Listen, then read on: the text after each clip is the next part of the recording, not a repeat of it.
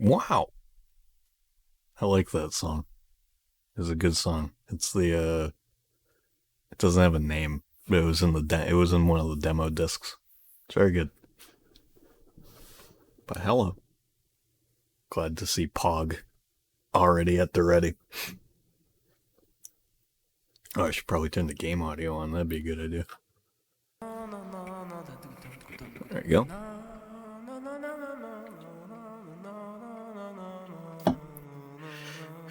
Pog, Pog, Pog Champ.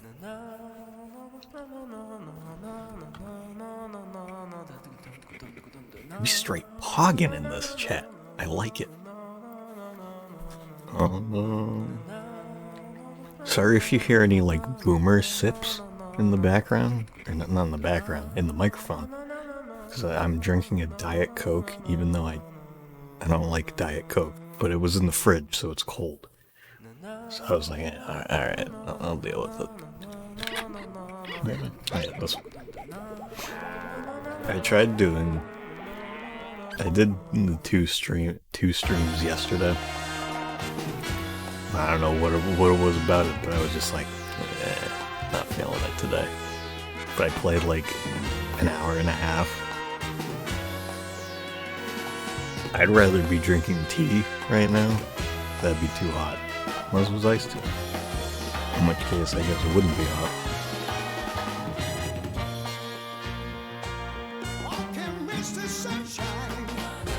I've been letting this play, like the whole thing play, every time I've started a stream with this. So I'm just letting it be tradition now. I've got to watch the whole thing.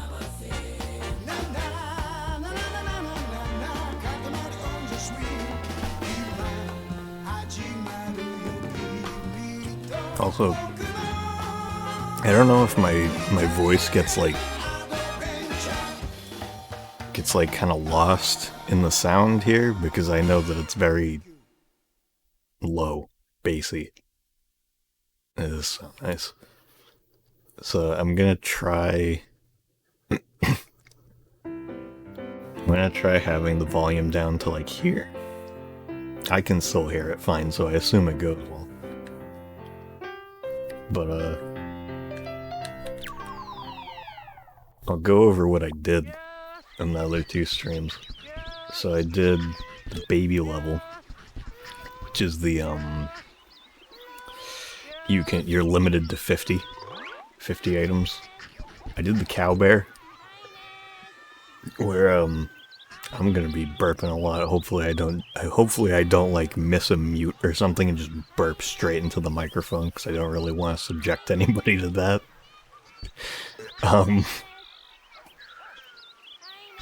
Yeah, I assumed, because I rewatched some of the VODs, or a bit of the VODs, and I was like, I can't. I was like, I feel like this is tough to hear me in this.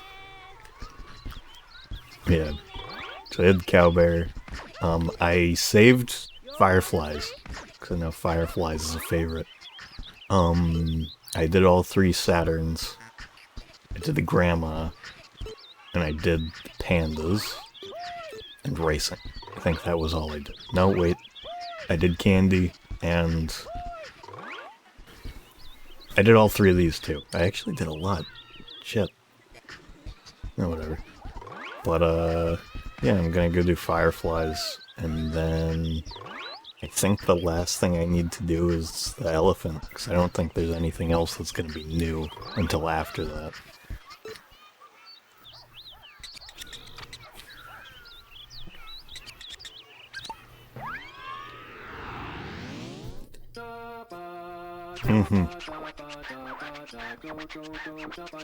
You know, I'll actually probably do the candy one again, since the second version of it, like the fast as possible, or whatever it was, the field with the cookies, I think that one's different enough that I'll go back and do it. We can see some of the weird art that they do.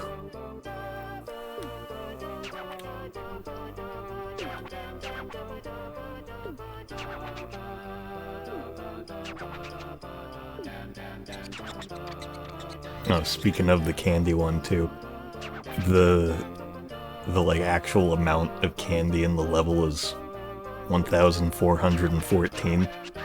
I missed a single one, so it was like 1413. Fuck. I didn't go back and do it though.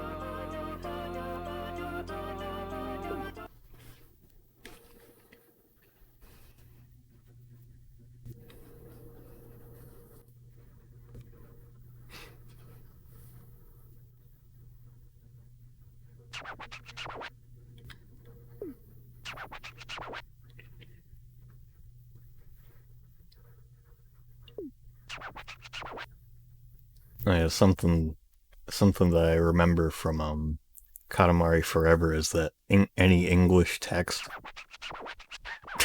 the lag, yeah. But you can see it says "make it light," and I remember that in Katamari Forever, it's just in Japanese. Same with currency. I remember because I remember the levels that were based around money.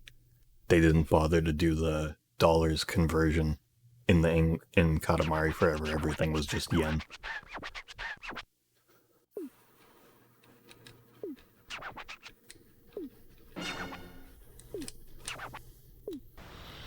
I don't know if I'm gonna get the dazzling. Probably not.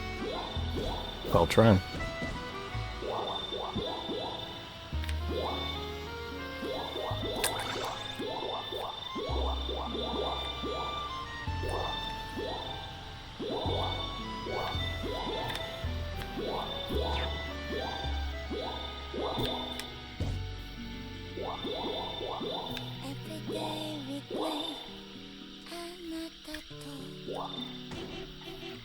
I honestly can't wait until I get to Forever, because that's the one that I haven't played in the longest.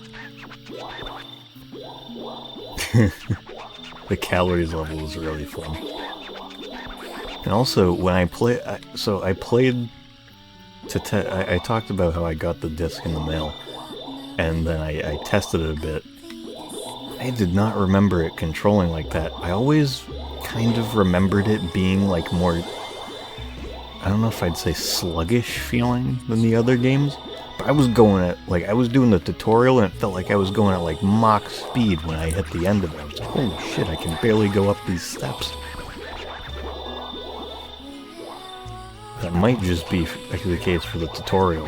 I'm gonna have to, I guess, wait and see.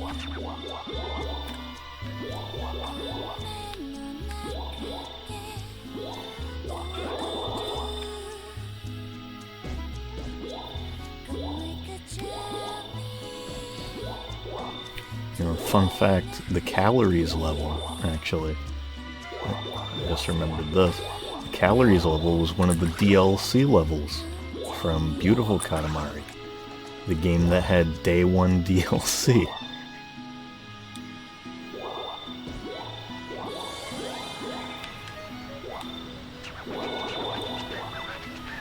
Coincidentally, the only game on an Xbox console.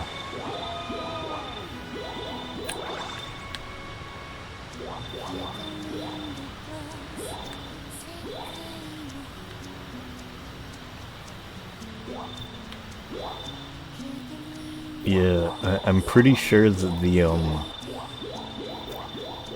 you know, the Beautiful Katamari OST is so good. You know what, it isn't a song that would make you cry, but the song that I think absolutely is just absolutely slaps is the prologue song. Like, holy shit, that bass. It's like all slapping the shit out of it. Fucking Les Claypool. Harvest of Love is really good. I'm a big fan of the obvious Guru Guru Gravity, but also Boyfriend to Go Go. I really like.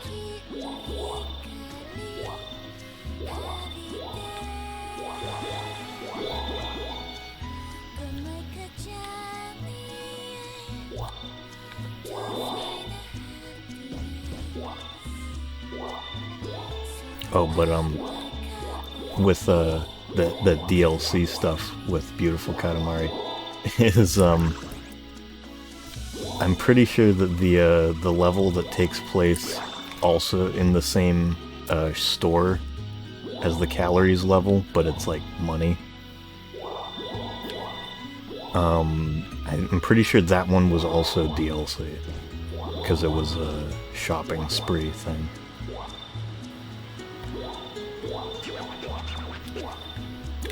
I think the most fucked part about the DLC though was just that when you got the game and you like, you know, got the disc or installed it or whatever, there were literally just spaces open that were very obviously meant to have a stage on them, because like each stage is its own like little building on the space island things. There was just blank spots, like you could tell that something was meant to go in, but you know, you gotta buy that day one DLC. What do you think we are, chumps?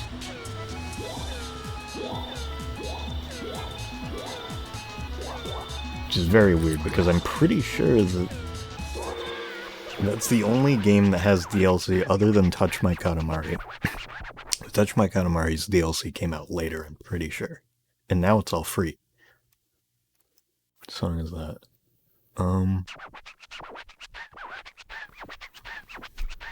Let me see. I'll actually pull up Boyfriend A Go-Go. It is this one.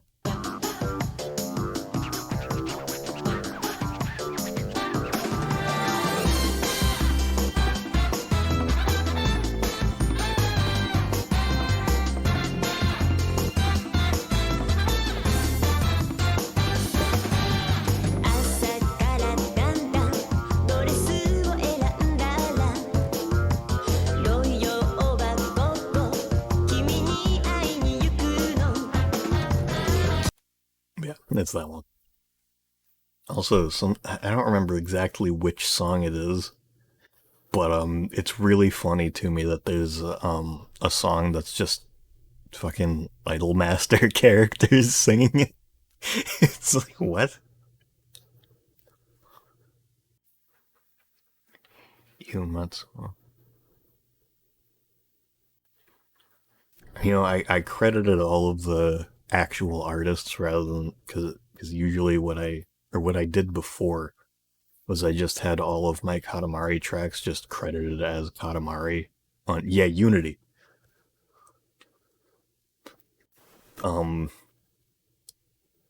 Was it's just so funny because I never knew I didn't know what the hell that was as a kid. But then I found out about it like later on now, knowing how like huge of a thing that is and how just kind of weird it's in Katamari. I'm just like, huh? Okay, sure. Let's get some idols.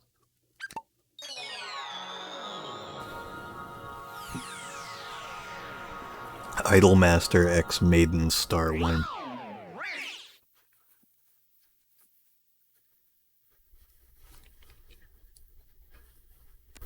Yeah, I credited, I've been going through it. I kind of fell off, but I'm gonna end up doing it at some point. So far, I only have Beautiful Katamari actually credited, but I only credited the composers. And so I totally forgot who the vocalists and everything were. I'm gonna look that up right now, just so that I have a tab with their name.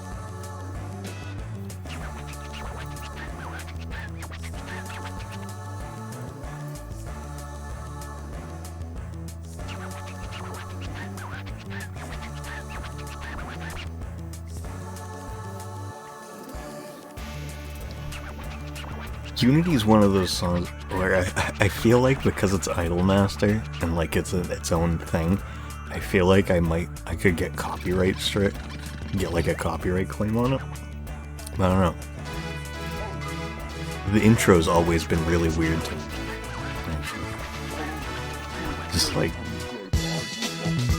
the weird deep voice. Just like, oh, whoa, whoa, whoa, whoa, whoa, whoa.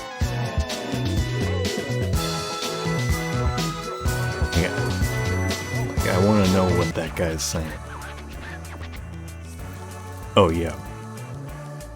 the way that I've structured mine is if I have multiple from the same series, I'll put it in its own category, like as its own artist, and then at some point maybe I'll actually like go into the actual contributing artists thing and the, you know.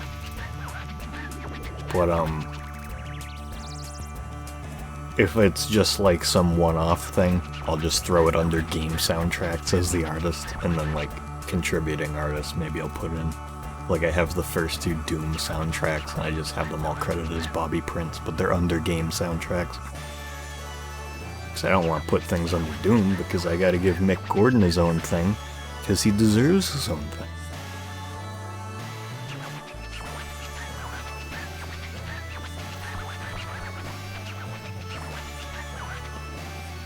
I wouldn't be surprised.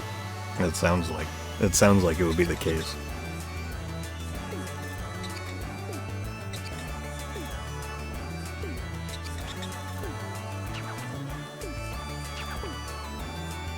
Yeah, Idolmaster's a gacha thing, right?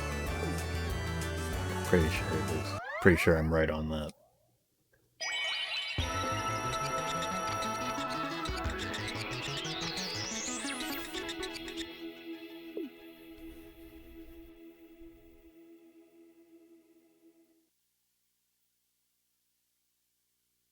Your Majesty?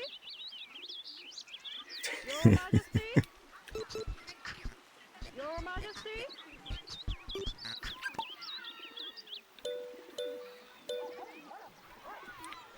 I really like Signola's pompadour. It's very good. Yeah, so remembering that it was a gacha game reminded me of something else, where one of the absolute, like, just funniest crossovers I've ever seen in my life, which was the King of Fighters All-Stars crossing over with WWE, and it was like a month or two ago that it happened. Like, I've never played a gacha game in my life. I don't think it's something that I want to get myself into at this point. But I follow some people who play King of Fighters All-Stars, and they were posting screenshots of some of these characters' stories, and you see John Cena go to Korea, and then he's searching for somebody called BTS, and he thinks it's like some sort of like militia organization or something. Something like that. I don't know. It's got something to do with K-pop. It's fucking funny as hell. And there was also, like, The Rock standing up to some, like, supernatural power guy. I'm not too familiar with King of Fighters characters. But he's like, The Rock doesn't give a shit about what you have to say about it. The Rock does what he wants. It's just like seeing Dwayne Johnson. Like, drawing Dwayne Johnson talking to fucking Terry Bogard is the funniest shit to me. Your Majesty? Your Majesty? Yeah. I'm pretty sure, I feel like I saw something where he like, Your Majesty? what was it? I think he matched BTS's donation to, like, BLM charities? It was something like that. It was in the news recently. Your Majesty? Your Majesty? Cookie Run is the only one that I've been like, I could be into that, because it seems, I just like the art a lot. Like, it's very cute, as I'm sure you know.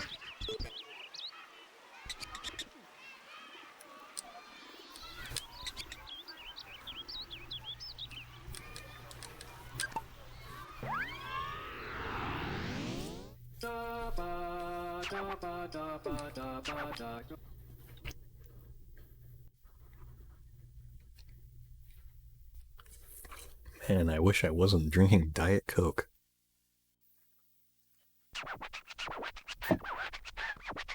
But here we are. Yeah, from what I saw of it, it looked like a game that doesn't really rely heavily on, like, oh, hey, you wanna roll again? You wanna get that PNG? It doesn't seem like one of those games. Seems like, hey, you want some cookies? Here you go. Speak of the devil, we got cookies. Or wafers. Same difference.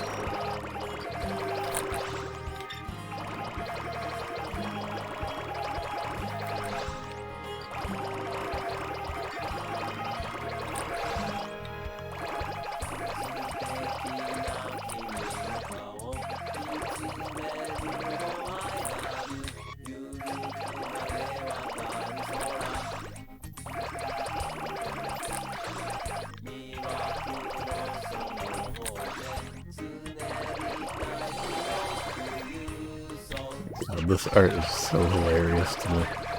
I don't know. It's such a weird choice, but it's very wholesome, to use the overused terminology. Because it's just like, I don't know, it just shows off like, oh, look at these good people. Let's roll up cookies on top of them.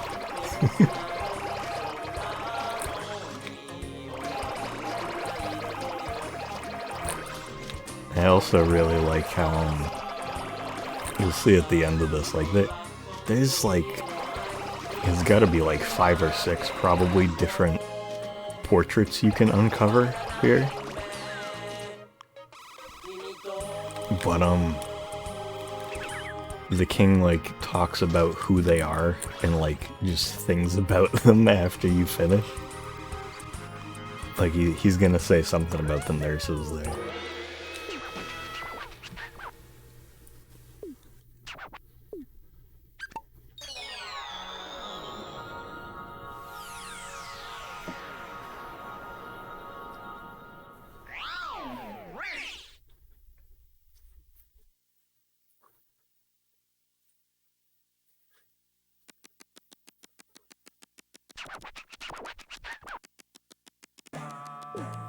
Oh,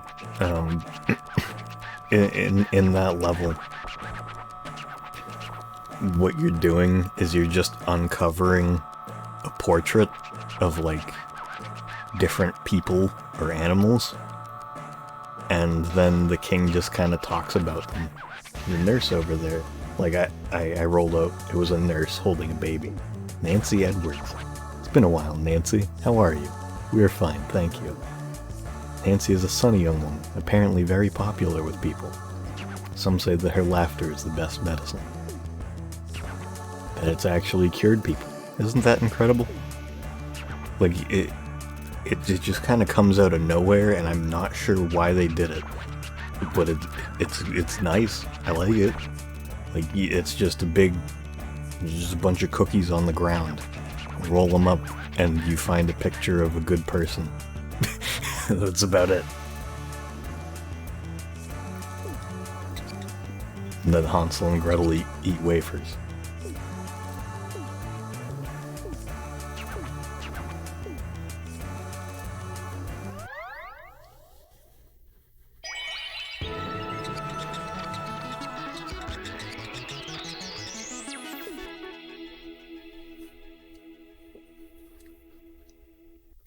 You know, the funny thing about me doing the boomer sip thing is I, like, the second or third week that I was working my last job, one day I had my, I brought my sunglasses with me because it was like middle of summer and I didn't want to walk back home with, like, my eyes being melted out of my skull. So I went over to the convenience store and I saw that they had, so they had Monster Zero Ultra. So I bought a can so I could take a boomer picture. And I still have it. Like, I cleaned out the can. I just have it resting on top of my dresser. If I can find the picture. Let me see. I was surprised. I had never drank Monster before that. And I was surprised that it was as inoffensive to me as it was.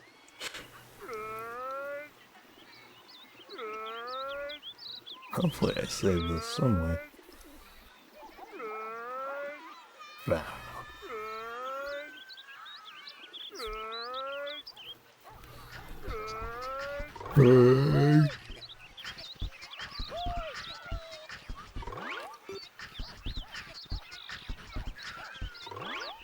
Do you think the king would drink Monster Zero Ultra? I think so.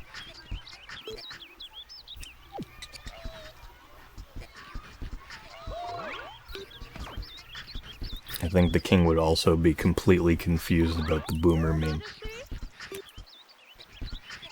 Who should I play as?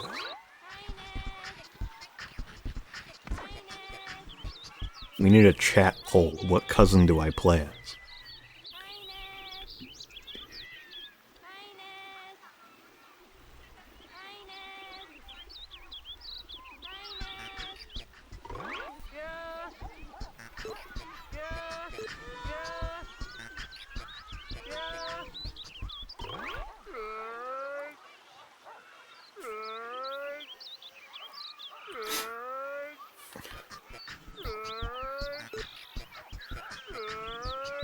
I'm gonna play as... No, I'm gonna go with Kanoko.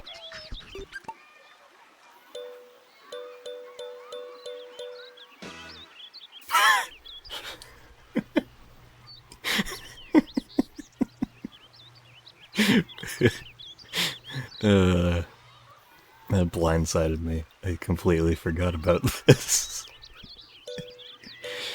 It kind of makes sense. Like, mushrooms have weird hair-like things growing off of them sometimes. Doesn't... Hang on, wait a second. Where's the wig? Oh, damn it. What? Oh, they both take the face? Shit. I wanted to have the bowl cut and the... Oh, that blows. I'll just have her be like a folk singer.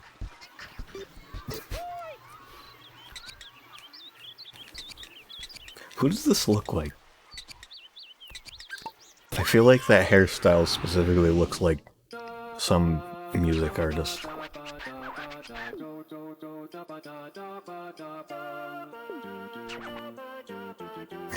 Beatles look.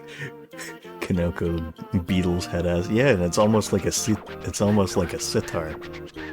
So it would make sense. It's like fucking George when he got really into like Indian spiritual stuff.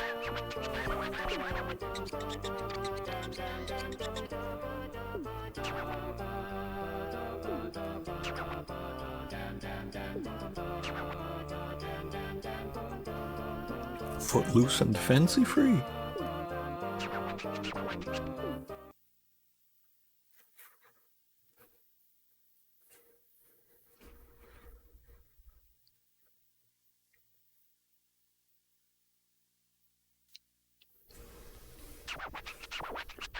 You know, Kanoko as a beetle is something that I would draw if I knew how to.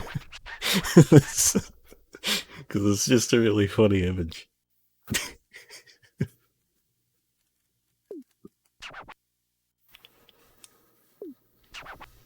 Oh yeah, this is also like the final level, essentially. The last Make a Star, at least. Have you seen the Vinny clip where he was playing fucking, what was it? Mario Land 2? Talking about the Beatles. He's like, from Paul's perspective, he's like, Ringo probably came up with it when he was in the Ringles. And we were just a band, you know? We were just a band having a thrash. It was so funny. I think I retweeted it, like when somebody tweeted out. I'm gonna go find this right now. We have time. We were just a band, you know? I think the best part is you go, and I looked over it. I looked over it. Oh shit. I looked over at, oh my god. Who was it that he said? Shit.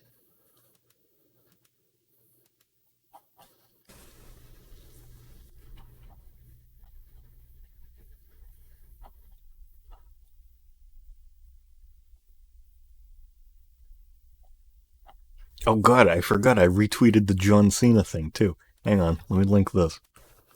This is John Cena.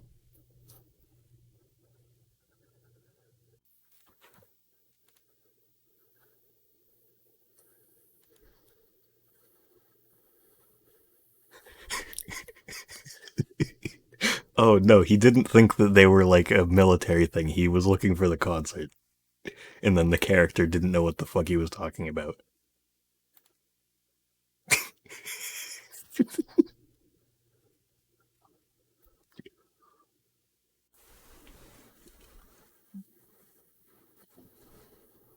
Hmm.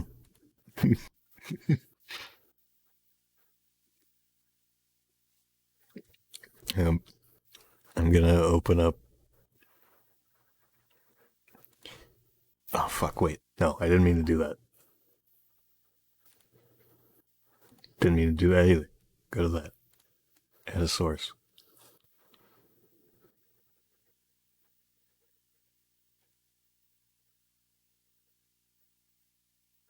Window capture. Wait, display capture. That's what I want.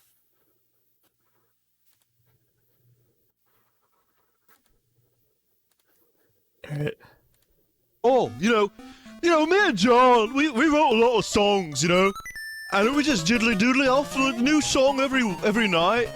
After a good thrash, we were just a band, We were just a band with a couple of guys having a thrash, writing a song. And John would look over to me. He would give me that look, the one when the song was right. And I said, John, what do you think of this line? The moon is right, you know what I mean? I don't know where it came from. Maybe something Ringo said when he was in the Ringles. And John looked over to me and said, fuck you. I'm the Beatles, not you, Paul. And then George just kind of brooded in the corner for a little while. We were just a band, Oh, me and John, we wrote a lot of songs, And we just diddly doodly off a new song every night. After a good thrash. Stop that.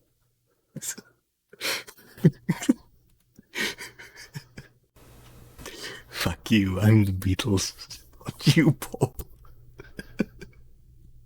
Diddly doodly. He gave me that look. Yeah, when the song was right. God. I think after I finish this, I'm just gonna, find some more things. When the song was right. John Lennon pogging across the room when the song is right.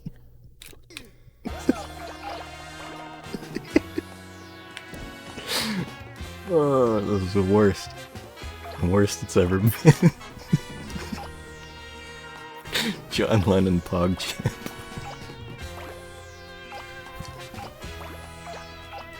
This shouldn't be funny. John Lennon PogChamp should not be funny.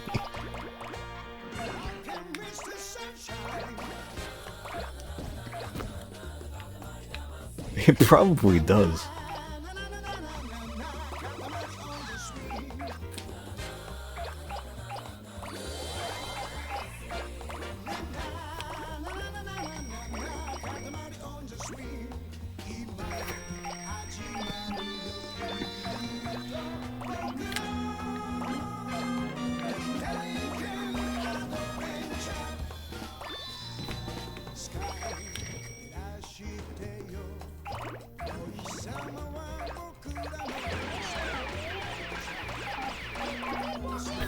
Paul McCartney pug.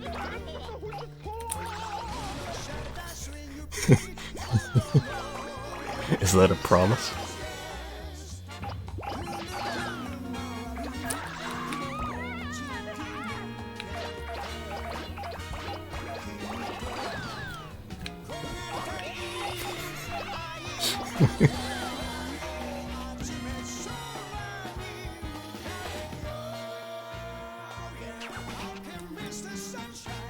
I think he... Go back to the game for a second. He has some pretty deep thoughts here. That's what we were thinking about. When people call you king, it makes you seem important, yes? Well, of course. in our case, we really are important. It would be nice to be a less intimidating king. That's kind of what we were thinking about.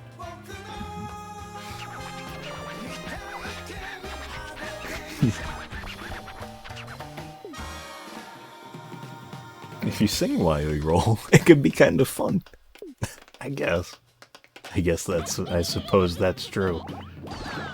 Will I do it? I'm not feeling the song it's right now. I'm not getting that look. Yeah, I need to get this. There we go. The boxer and the matador. What are they guarding? This level just has a lot of breaking dialogue.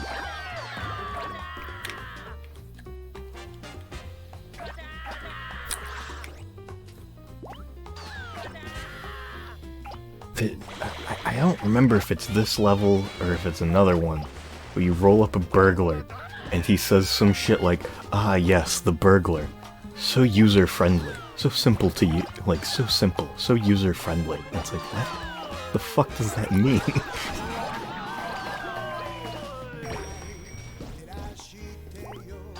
I gotta remember where that is, because I want to go do that. I want to get that. I want to get him to say that. It makes absolutely zero sense.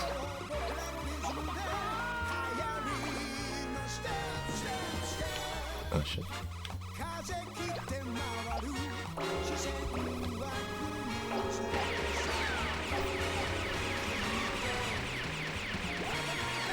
Oh no, I'm always feeling a tap dance solo.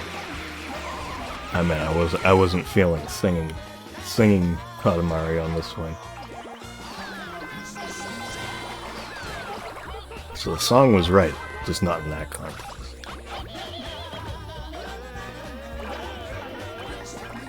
The game was giving me that look, and the song was right. Fuck you. I'm the Katamari, not you, Paul. We were just a band, you know? Oh, giraffe on the court. What will he do?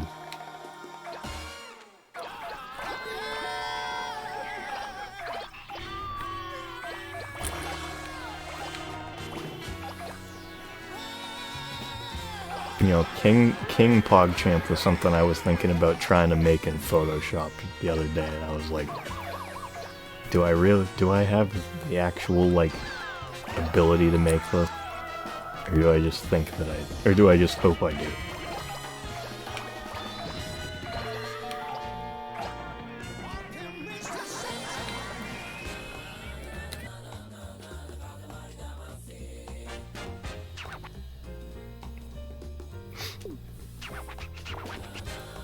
No, oh fuck, I skipped it. I didn't mean to do that. Yeah, so back in high school, I was in art class, and as with most of my high school classes, I did not try at all. I was just kind of there to get a passing grade and go on through. But something that I did draw is, to my own downfall, I only really felt comfortable drawing with Sharpie, which is kind of fucking weird, but I think it was mostly just because I was able to get like really nice thick outlines, which was satisfying to my brain. But I drew the king a few times, and I managed to get it to a point where I was like, that's actually pretty good. But I haven't been able to do it since. And that's been like, when did I graduate? It's been 3 years? Yes. 3 or 4. Something like that. I know, right? I peaked early.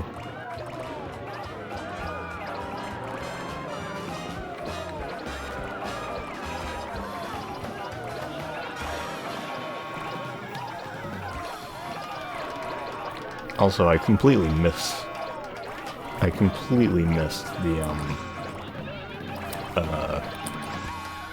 cousin in this level. I think it was Shakal. Yeah, it was definitely Shakal in the first area. I was thinking too much about the Beatles. I completely missed TV Boy.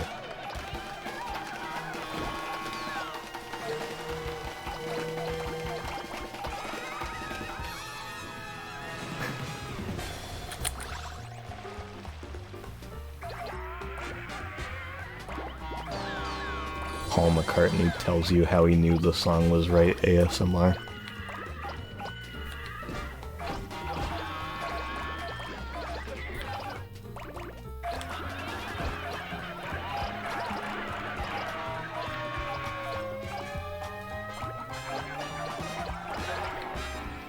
Oh yeah, in this level, the school has a bunch of swordfish in it.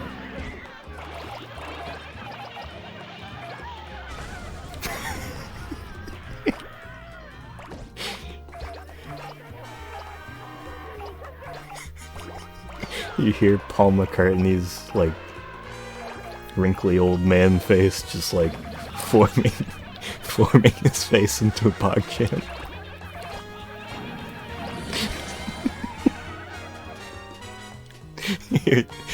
You hear like the sound of his hair brushing against the back of his shirt as he turns his head to look at Paul. No, John. Yeah, Paul looking at Paul. The Beatles. Paul McCartney, and Paul McCartney. Oh yeah, the king talks about wanting to become a panda. That is so cute. Look over here. That's what they'll say. Alrighty, sounds like a plan. King of all cosmos, Red Panda TF.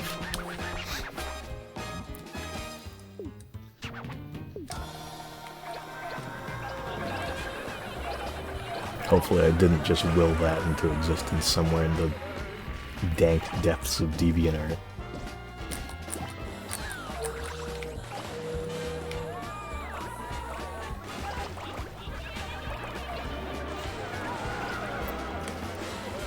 Yeah, I'd say this game specifically is maybe the peak of just like the chaotic energy of the series. Like there's just so much weird shit the king says. And a lot of it's in this level.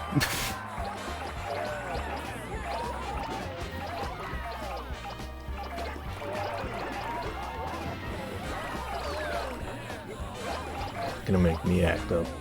That's for sure. Sounds a little weird. Never mind. Forget I said that.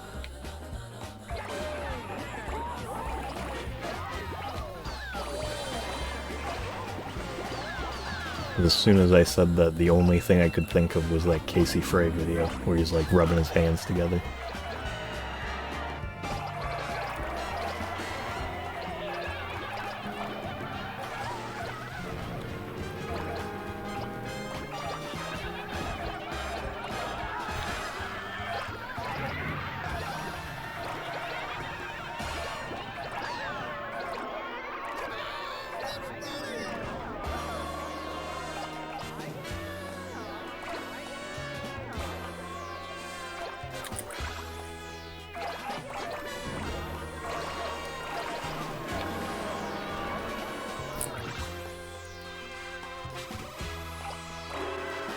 Wait, he does?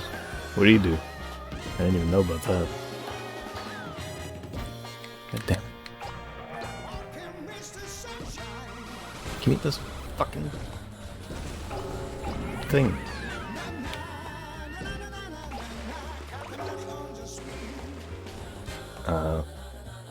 I remember that he did a, what was it? He did like a little video for one of the songs that what was it? The Walmart yodeling kid. He did a video for it wasn't like, you know, for that kid, he just used that song in it. And I remember he had his friend dress up in like a wig and lipstick and stuff. But it was just like, he was just cross-dressing. It was, I don't know, I don't remember if the joke was supposed to be like, haha, man and woman clothes, funny. I don't think it was. But I remember I feel like people got mad at that.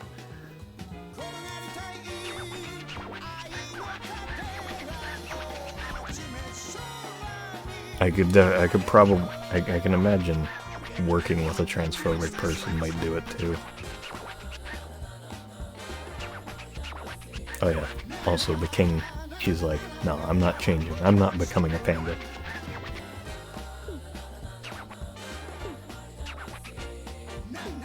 He exists to make sure we have a nice happy time.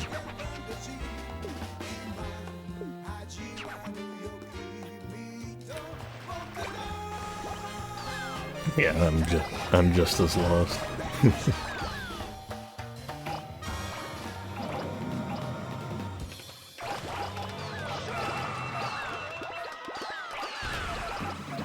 Wow, this... Yeah, that just made me think of an offhand thought. Is something that irks me a lot is people who are like, oh man, this whole cancel culture thing, it's so toxic. It's like, the cancel culture thing rarely ever goes after people that don't deserve it. It's like, I wouldn't even call it, I wouldn't even say cancel culture is really a thing. It's like, you know, somebody does some dumb shit and people call them out on it. It's like, oh, stop canceling.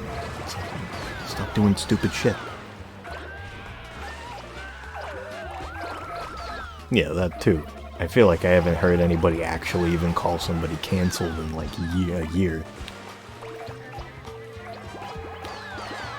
Oh yeah, Jeffree Star. I don't even remember what Jeffree Star did, but I remember it wasn't very good.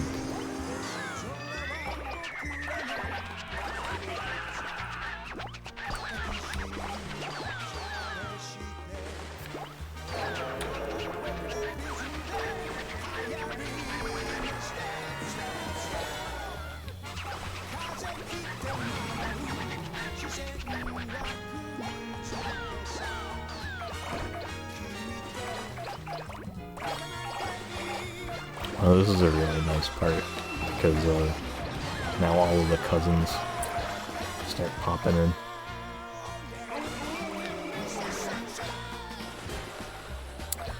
Okay, I didn't remember what exactly it was that he did, because I knew the makeup thing.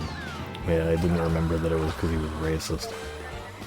I feel like that's the case with a lot of like big makeup people. Like, just beauty industry kind of types. It just seems like a very big pitfall for a lot of them.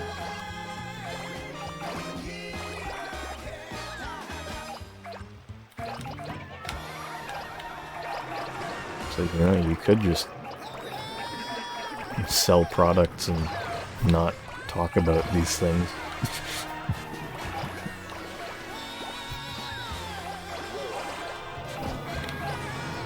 It's like, I don't understand why it's that hard to not be racist. And it's just proving to be harder and harder for people every day, apparently. It's like I'm being told to wear a mask and not be racist, and I'm not having much trouble.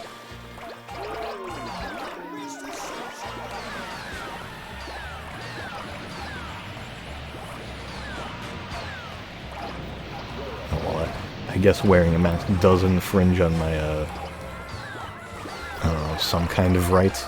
I don't remember what exactly they say it is. Something dumb.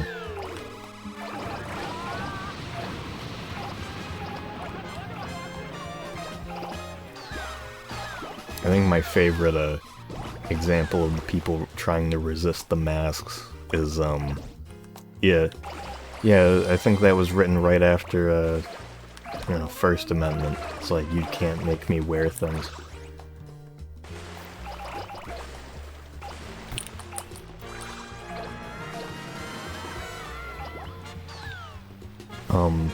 What was I saying? Oh yeah, oh yeah, this is really funny. the king shows up in this, and he has two forms. He can either be flying, or he can be standing. And if you roll up the flying form, I'm pretty sure it counts as both flying and standing in the collection, which is nice.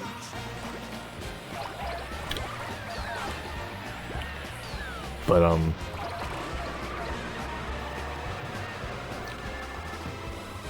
yeah, getting anxious wearing a mask doesn't make much sense to me, because it's like, you know, I understand that anxiety can hit a lot of different things for people, but it's like, I feel like wearing a mask would remedy a lot of anxiety.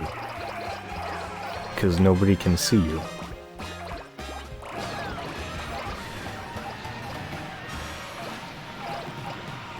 Yeah, this is a very good level.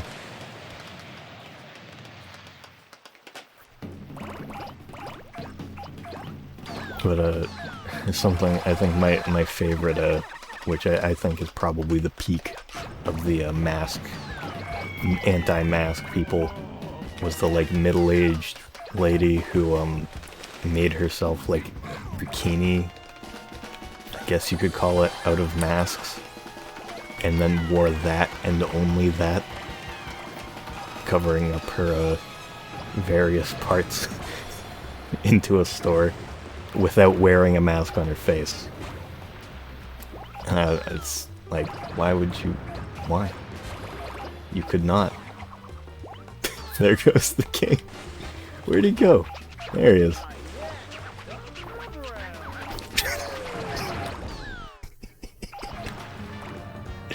I'm gonna have to go into the collection so you can hear the sound bite that he does. Because the shit he says is really funny. Because in Beautiful Katamari, they just kept, like, in Katamari Forever, they used the same sound clip for him as, oh yeah, there he is saying that it feels really nice getting rolled up.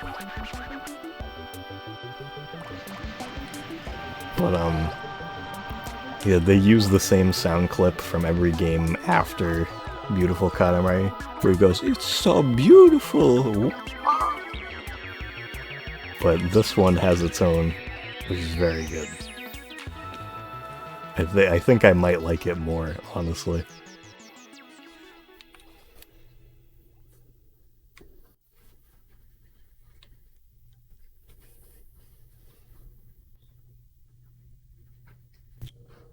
Oh, when the mask touches your neck.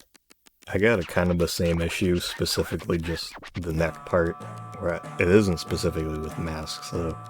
It's just like ever since I was a kid, I think I accidentally like poked myself too hard with like a pterodactyl toy in the throat, and since then I've just had a phobia of anything touching my neck at all.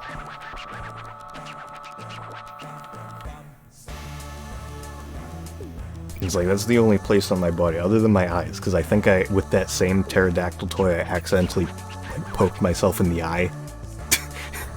So I think that pterodactyl toy gave me 2 of them.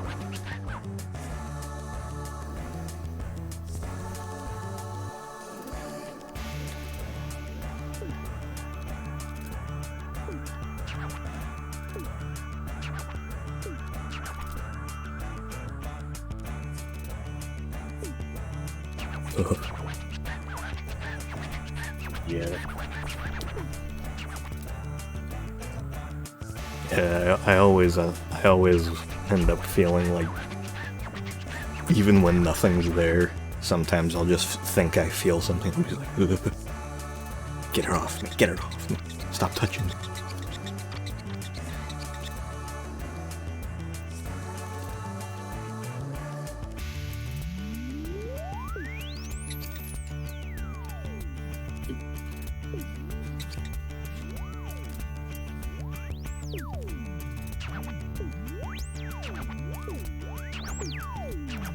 I don't know if I'll do it unless it wants to be seen. If you play that level again after you've rolled up the king, you can go back and get the queen too. And you get a special bonus for doing that too.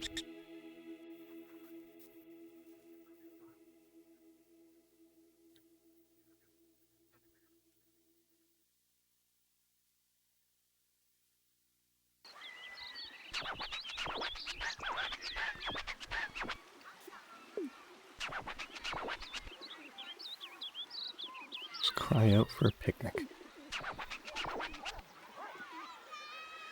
We love our sandwiches. We're seeing something. Picture in our mind. A dog still in the select meadow. It could work out. Yeah. Give me a second. What was I gonna do? Oh yeah. Where's the collection? Oh wait, I just ran past. I keep thinking the collection is the trees because of Katamari, the original. There's a tree. Where?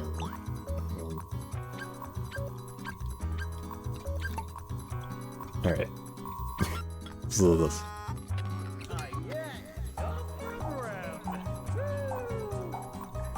It's like I don't want to say it. I don't want to repeat it because it's a little. I feel like it might drop into racist territory if I do it. But it's straight up like. It's just like, oh yeah, no problem. Woo! But like he even. It's kind of fucked up because he actually replaces the L in problem with an R.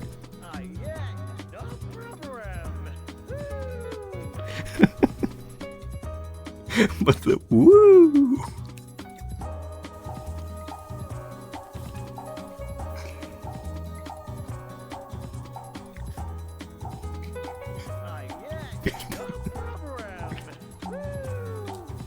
I don't think that the so where is it?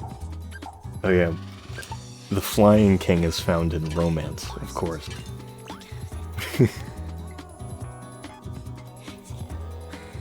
A king who flies via a secret technique that no one can imitate. He'd go faster if he used his feet.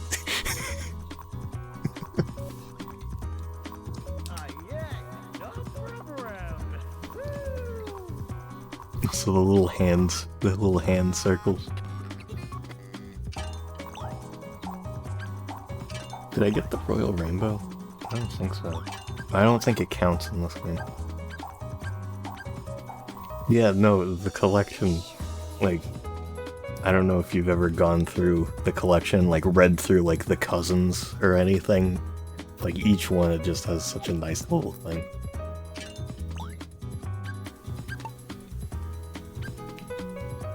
Like, Deco's a good one. A vain cousin. He's proud of his height, but he doesn't realize that his vantage point is still the same.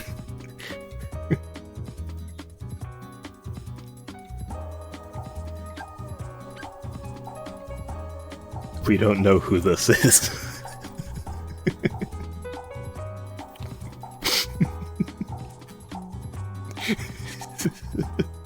We don't know who this is, but he's good at scuba diving. He pretends to be a shell at the bottom of the sea on a daily basis.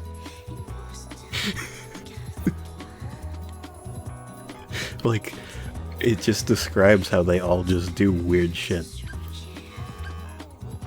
Cousin with two heads. Her left and right brains are completely separate, but she isn't particularly smart. Cousin who's happy, even in the rain. She likes going out on rainy days, or maybe it just rains whenever she goes out.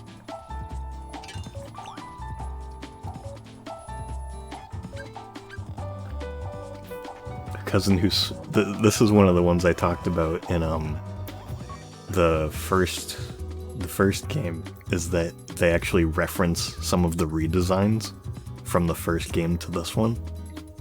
Because Ace used to have just a normal butt, like the prince.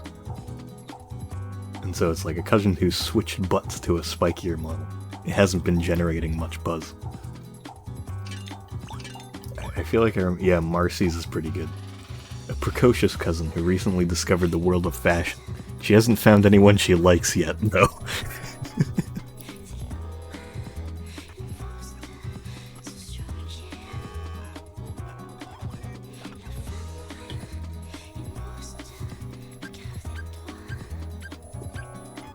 A cousin who's always in bad physical condition. He's good at catching inscrutable diseases.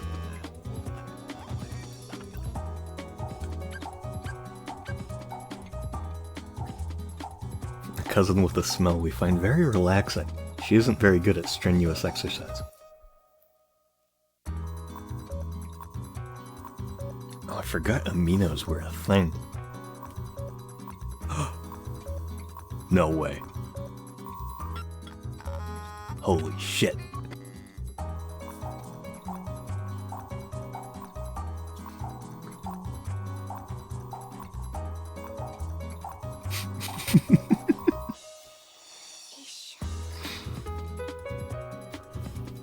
I guess if you combine like an edgy phase with Katamari characters, I guess that's what comes out of it. I don't know why specifically Opeo though. Like why not like Puro?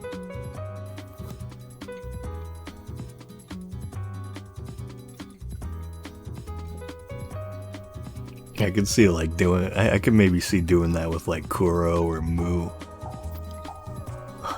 Opeo. That just reminds me of how, if you use the sword present with Opeo, it's just a crutch. It isn't even a sword, it's just a crutch.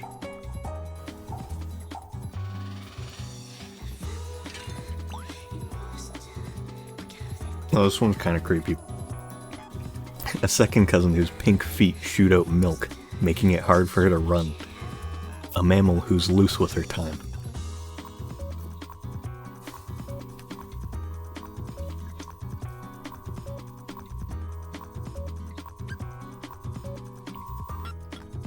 This cousin is like Cupid. Yeah, I always forget that L'Amour is a girl. The hearts on her body change whenever she gets a couple together.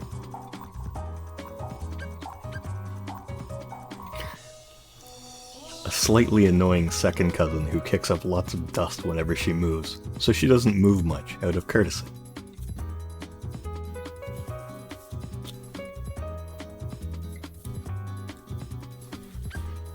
A healthy second cousin who only eats fruits and vegetables. The pants he's wearing are custom made. Beyond confirmed vegan. We are not sure where the neck is on this second cousin. He always needs help when putting on a scarf. I tried to make... well, I shouldn't say tried to make. I did make... I just never, like, made it any sort of actual thing. A Katamari Discord thing. Originally it was just gonna be like a private server, but then I never used it at all. I still just have it. And it's just called Playful Punks. And, I made emotes for it by, like, opening Wheel of Katamari in an emulator. And just like taking screenshots of the cousins in like different positions, and one of the emotes is just L'Amour in a bikini, which I thought was a pretty good one.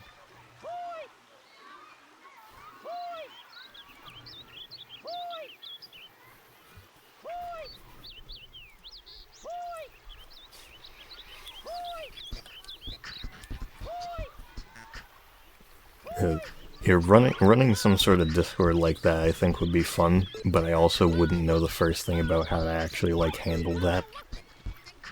Or like, I don't know, promote it to anyone that would care. Oh yeah. Oh, this is another one of my favorite things. You know how I was I sent the I scanned the manual for the game. So the characters in it all make an appearance in this. And some of them are through the masks, and one of them isn't. I'll point them out right now. So this one is Odeon's mask is the biker guy with the roller skates from the manual. Oops. I think it's Johnson. Let me see. Yeah, Johnson has the alligator.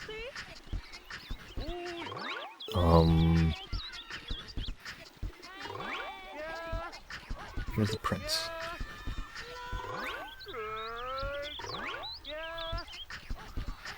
Where's this boy?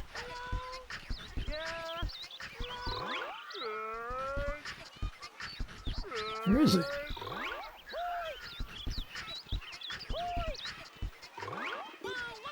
I know that sometimes they'll walk off into another section of the screen that they don't usually. Oh, where the hell is he? Oh, there he is. He did exactly that. The prince has his fox mask because he's revealed the fox in the manual is actually revealed to be the prince in a costume. I don't remember who has the bear. Somebody does, though, I'm pretty sure. And there's also the apple in the manual, who shows up in the house. He just kind of pops his head out. He's just an apple.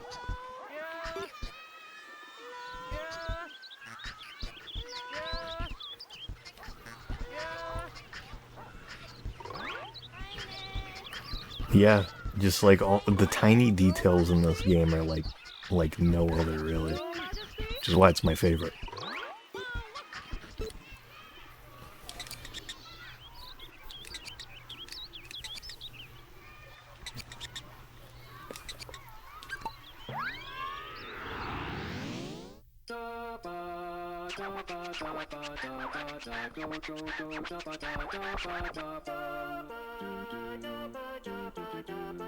Sometimes you just can't find the funny.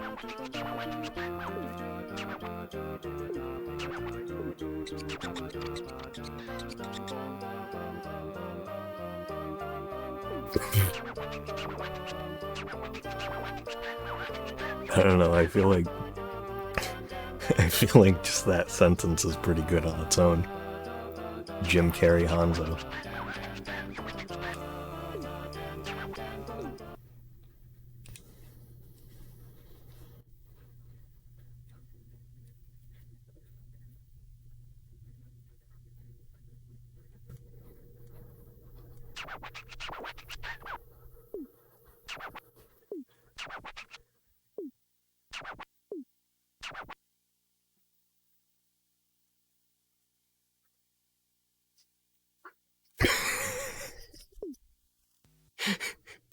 Is there enough?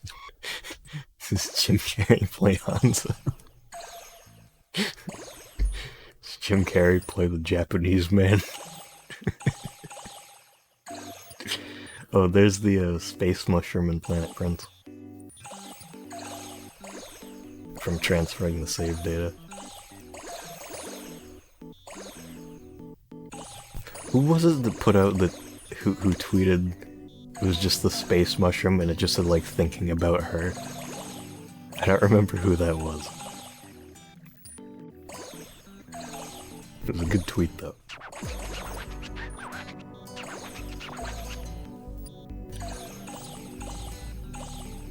Oh yeah, some of the, like, as you play through the game normally, some like, different planets will actually just kind of appear.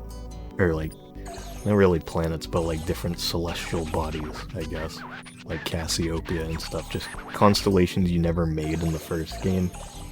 And he comments on them. There's also a black hole and a white hole show up at some point. And he's just like, you should probably stay away from those. I don't know what they do.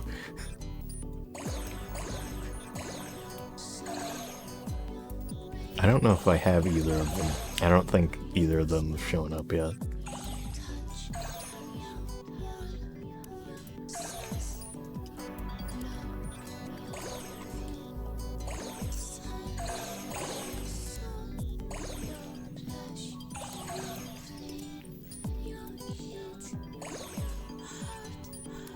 What is this thing? I want to roll it up.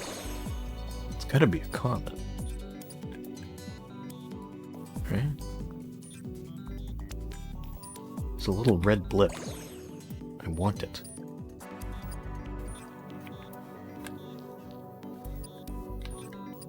There it is. Come on. There we go. Oh, there was the cracker meeting.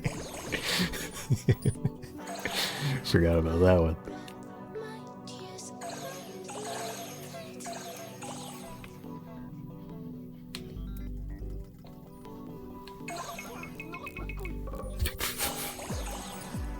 Yokozuna player. Oh yeah, you can actually like look around and see where the sun actually is too.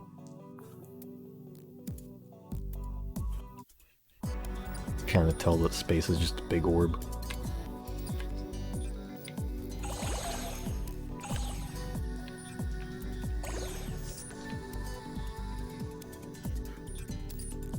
Which ties into the song that's playing. Blue orb. It's called Blue Orb.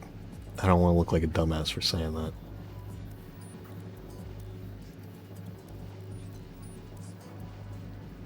Yes. I was right. I'm not a dumbass yet.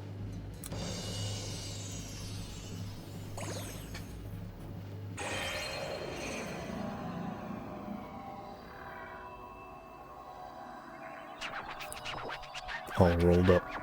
Finally. The sun is all rolled up.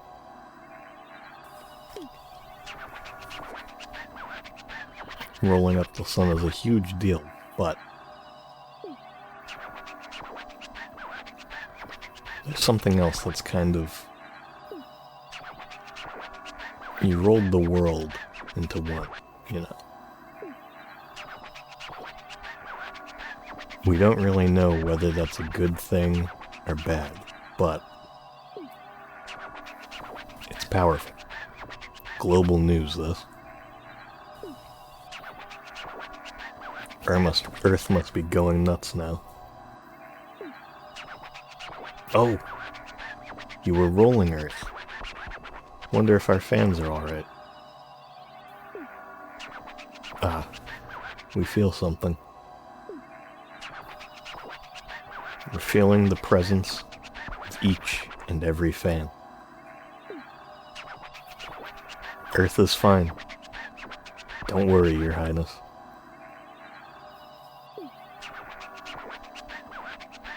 That's what they're saying. Oh, what a relief. Come to think of it, this game, its mission was to roll a Katamari to, you know, grant fans their wishes. But there are still other fans on Earth. Maybe we didn't grant all their wishes yet. But then again, rolling up the sun is such a happy thing. So we're going straight on to the ending. The king decrees it. So now, here's the profoundly moving ending, coming up fast. We have to get ready. So we'll just go on ahead. See you later. So this ending, I am not sure how well I'll do. It's very nice though. It's pretty funny.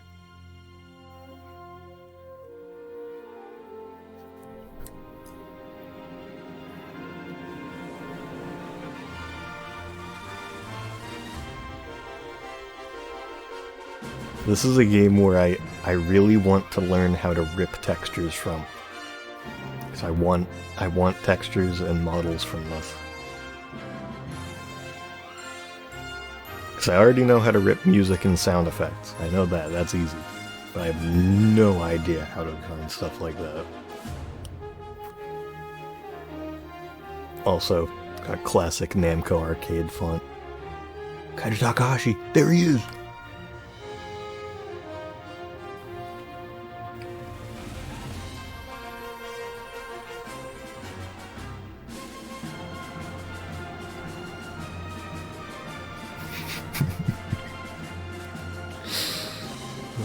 This is a really funny minigame.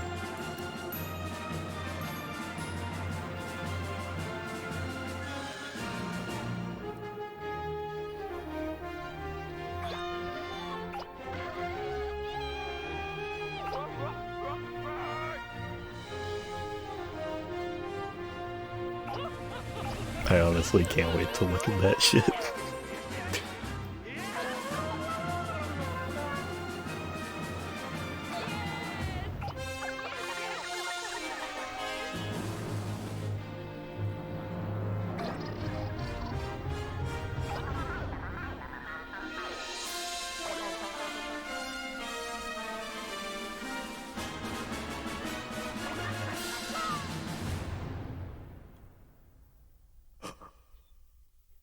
comes the best part.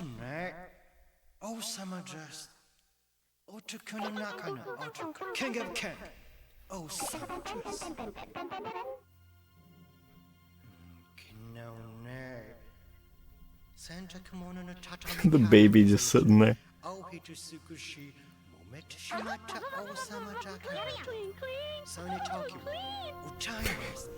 Clean, clean, clean, woo, clean.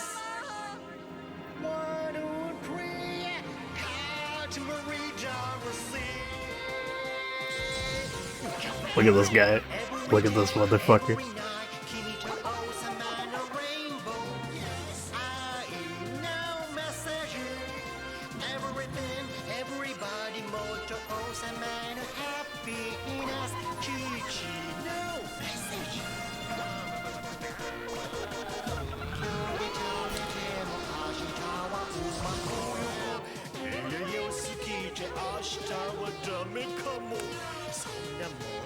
That no is so good.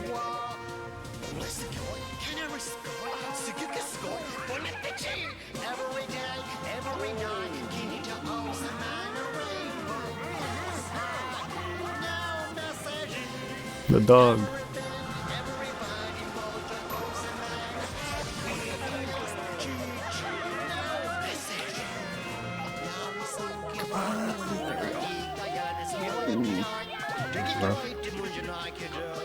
Yumiyake.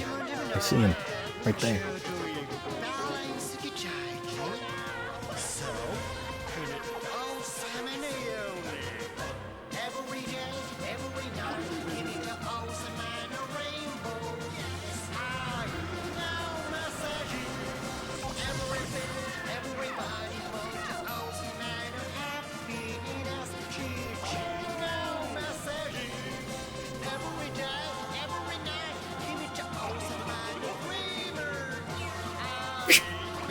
Every little just like added in little bit there where it gets like kind of like, I don't know, electronic sounding. It's so good.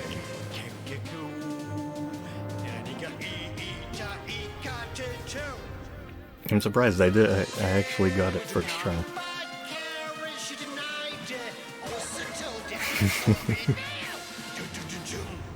Choo choo choo choo.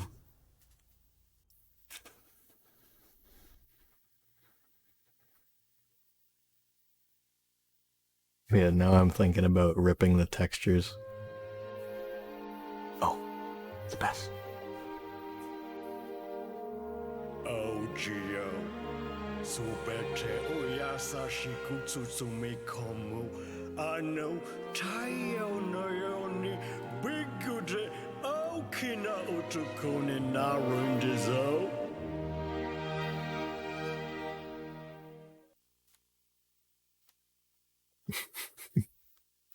There's actually multiple endings, like just variations on that, and there are a couple where he yells. I don't remember how to get them.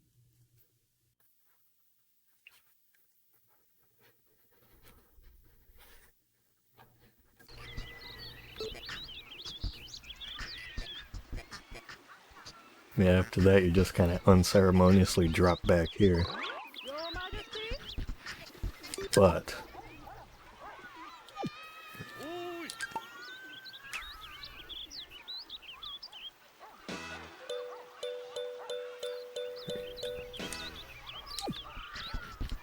Your Majesty? back at video games. But then, it's Tomio. Hello, it's been a while. It's Tomio Hoshino. We met in Katamari Damacy. It was a great experience. Looks like it also put the Hoshino family on the map. But wait, who cares? Earth is in danger! Your Highness is the only one who can save us all. Please, we need your help.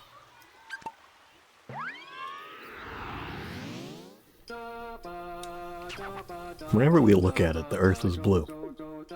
A very beautiful star, yes. Not that it can hold a candle to the great cosmos. Oh, Prince. A giant asteroid is headed towards Earth? Ooh, sounds like fun. Please help us. We're all waiting for your Highness. All waiting. Oh, so you really were waiting? Alrighty, we'll totally save Earth. He doesn't care. He's like, oh, an asteroid's about to hit it? Oh, cool. Sounds fun. Sounds like a good time.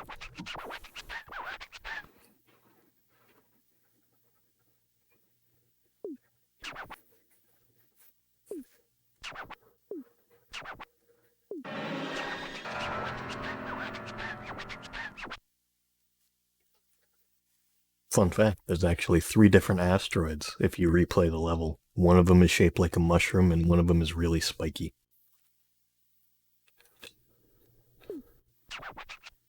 Somebody help!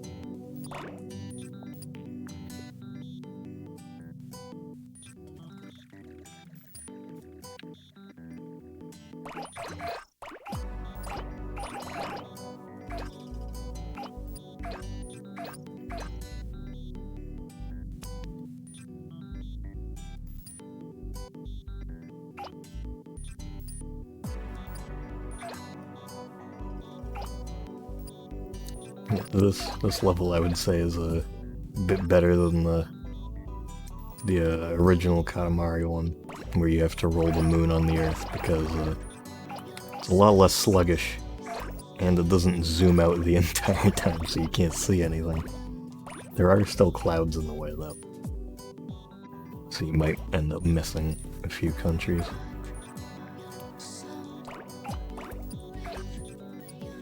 Yeah, I surprised myself a lot with that level because I'm always like, oh no, I'm never gonna get all of them. But then like half the time I just do. I'm like, okay, cool. But then when I played through it on here, I did not. I think I missed like 5.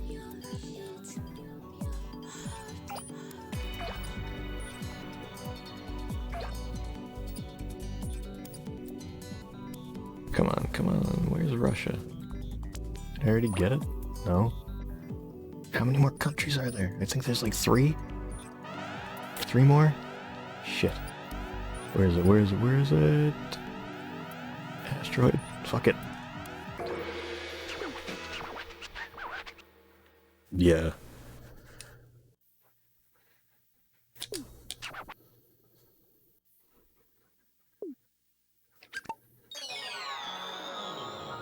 I don't know where the hell the last couple I missed were. Well, I can only assume they were really small.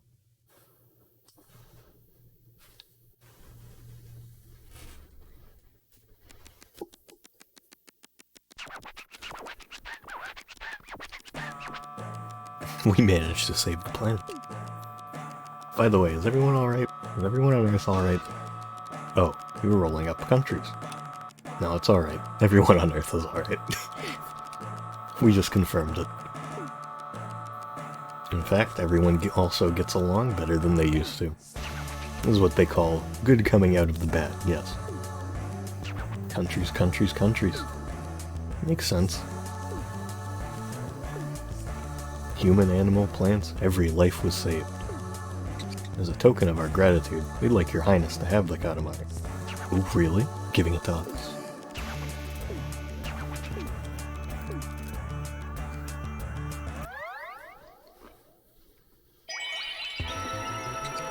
Territory planet.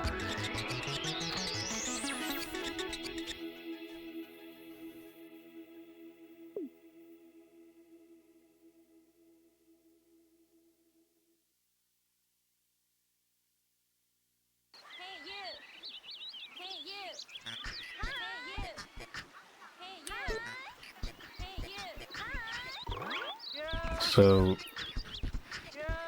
that's all of the levels, except for 2.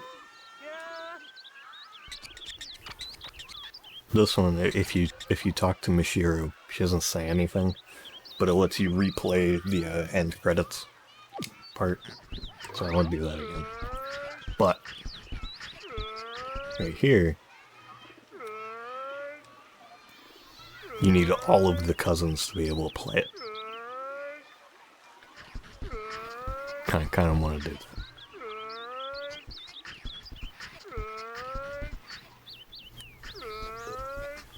Should I go get all of the cousins? This isn't too difficult. I just have to check which ones I'm missing.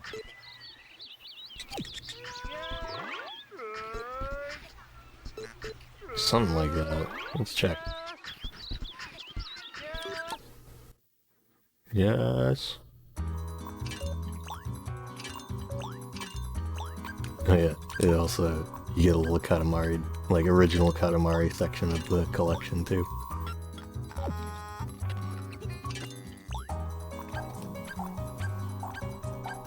Yeah, 64%. I wouldn't have remembered that. Yeah, most of it is just, going back to, largest possible levels.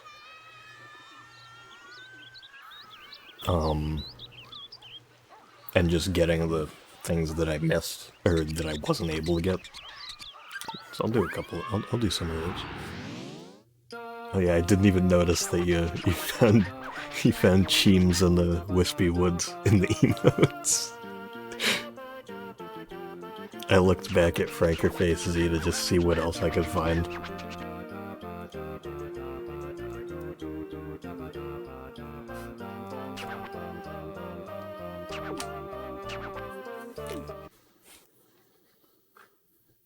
Oh yeah, and when I replay the largest possible levels, and some of the other ones too, I'll actually just get different variations of them.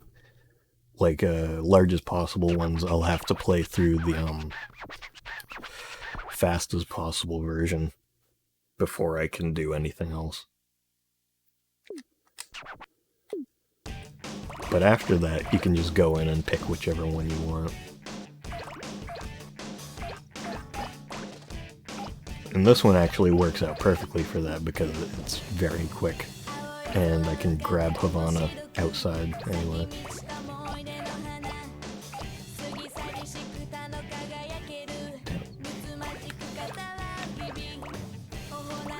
And we even have this plant.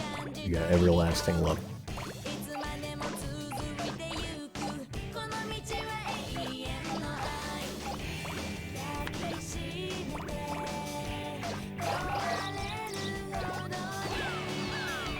There she is.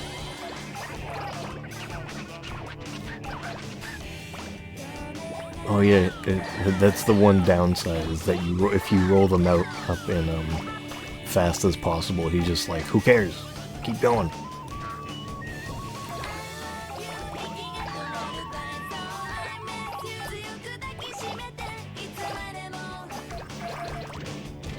Oh, come on. Perfect.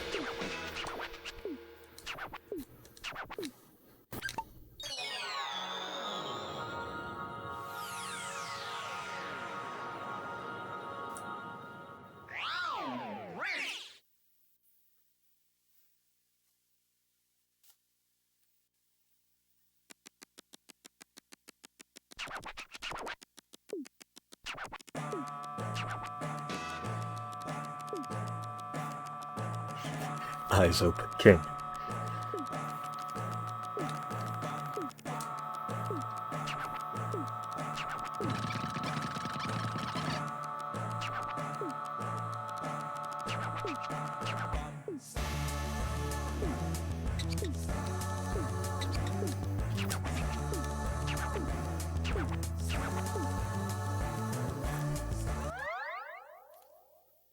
Let's check the DMs to see this.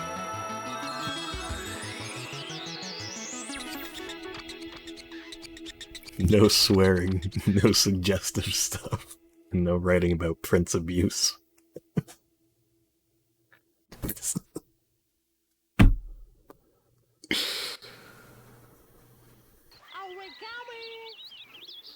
I have stun seed. Let's see. It's another day for Fujio, but he erupts violently and killed his closest friend Opeo. And then after killing Opeo, Fujio committed suicide.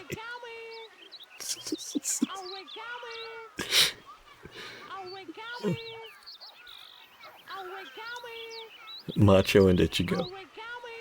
Macho and Ichigo are doing what they normally do, and Opeo appears carrying a chainsaw. Die. Opeo dismembered them both. 3 down, 7 to go. Hehehe. Slasher flick like Texas Chainsaw Massacre Opeo. I didn't think I'd see it. But there it is in front of me. I can't pretend I do not see it.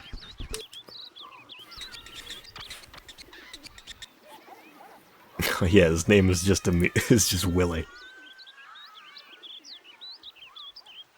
What's Willie doing? What's that boy up to?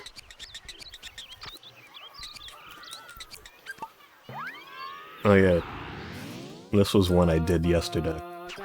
I'll probably end up going through some of those with this cousin cleanup thing. This is a very cool one, and I don't think it was in Forever.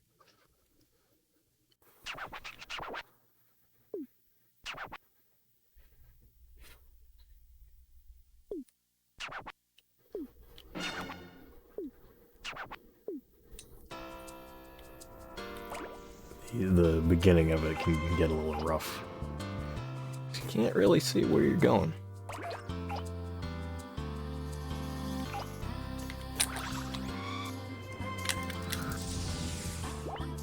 It's kind of...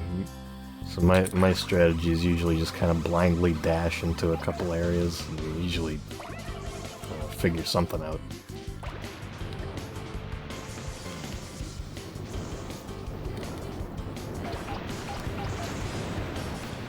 This is pretty good. Another slip.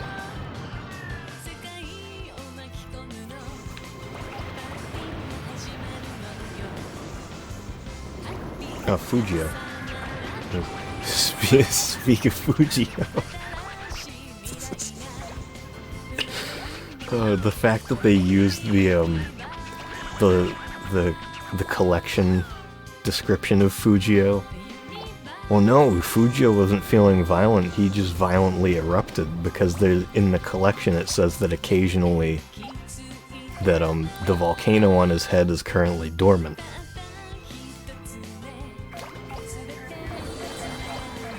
So they were going deep cut lore there. For the Katamari violence fanfic. What a combo of words there.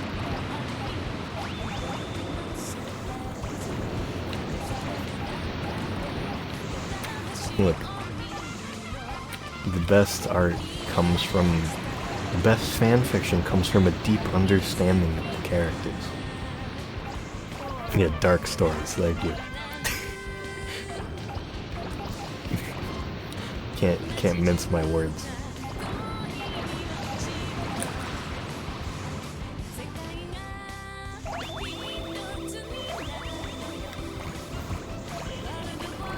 God, that's funny. Fuck. Katamari cousin dark stories. That has a very big vibe of like little kids hanging out around like a campfire and be like, alright guys, scary stories, I'll go first. And then they just start talking about their like Gravity Falls fanfiction.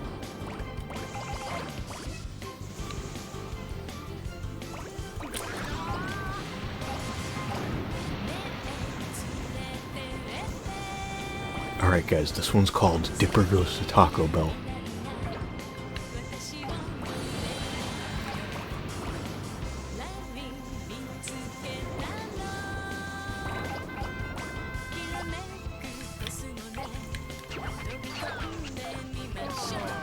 kids around a campfire reading My Immortal.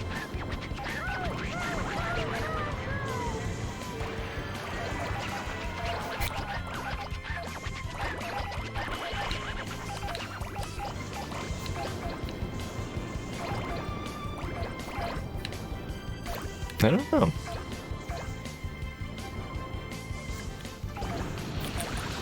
I wonder how many people read that Smash fan fiction, like actively, because I'm pretty sure the dude's still doing it. It's obviously far surpassed the longest piece of English literature behind it.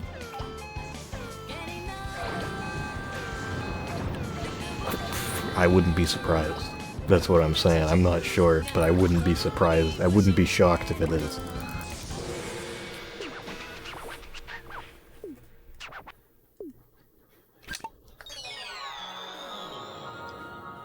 Let's look that up.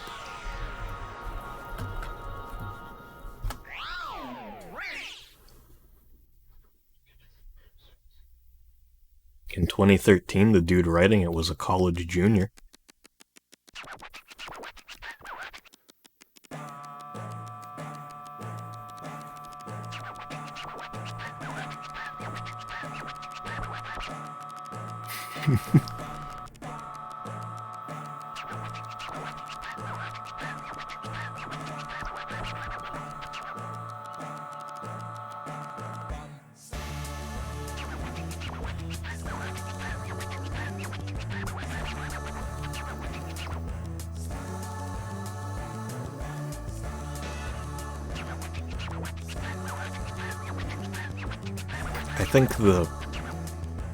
I think that to me, the funniest aspect about that fanfic isn't even the whole, like, how long it is or how long it's been going. It's just specifically that it's based on Brawl. Like, of all the Smash games, it's fucking Brawl.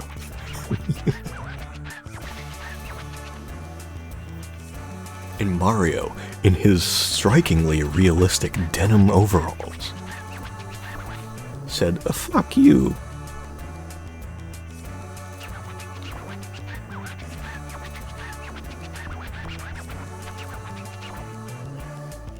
Brawl's entire art style is just very funny to me looking back on it, because I remember as a kid, I saw it and I was like, what? That's crazy! Because I didn't know that Melee existed until like 2014. I just went straight from Smash 64 to Brawl. And I was like, whoa! Mario looks like real life! This will be Mario in 2020.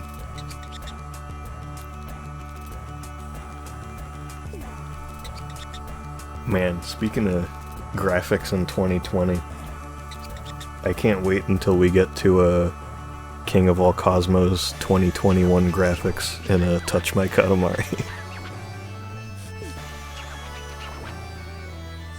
That's gonna be good. Because now that I saw that, yeah, I think it's I know it's someone that we both follow.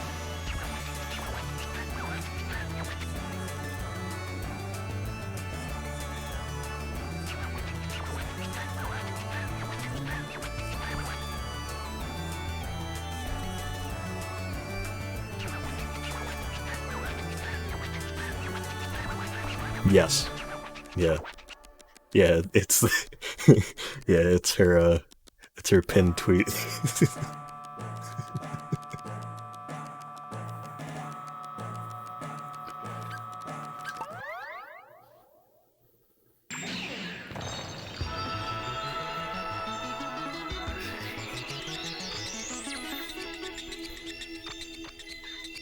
You know what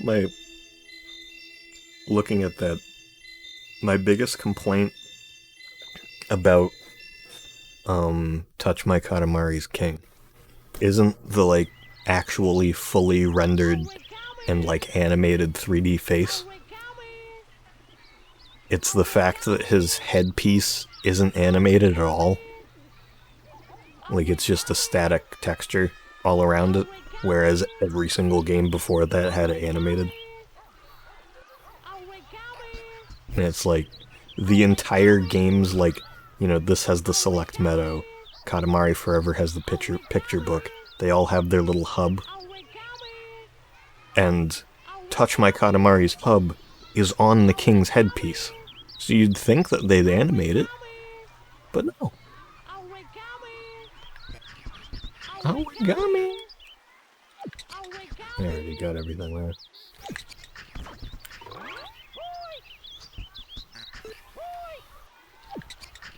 They said, nah. It's on the Vita, nobody's gonna play it. Who cares? I'll do racing. That was another one that I played yesterday.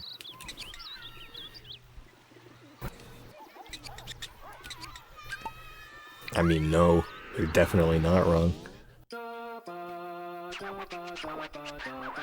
You know, talk smack about the Vita all you want, but just remember, Vita means life.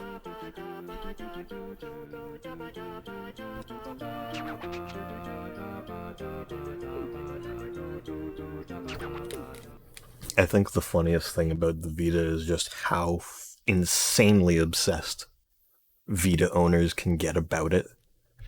Like, they just hold it up like it's the king of all gaming. It's like, yeah, it's okay. It's very easy to hack. You can do practically any emulator up to like Nintendo 64 on it. That's nice if you go somewhere and want to be seen playing a Vita. Like, okay, cool.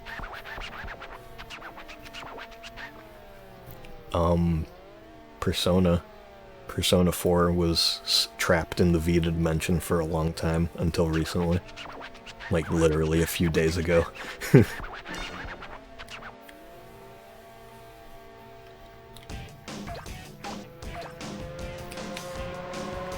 is pretty yeah, it is pretty insane to me, speaking of the Persona thing. Like, I've never played Persona. I'm not generally a big RPG type of guy, but,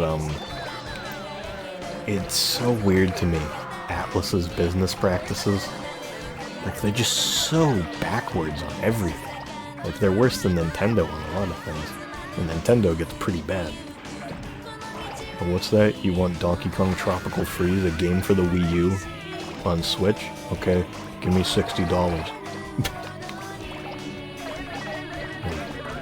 Somehow Atlus manages to surpass that.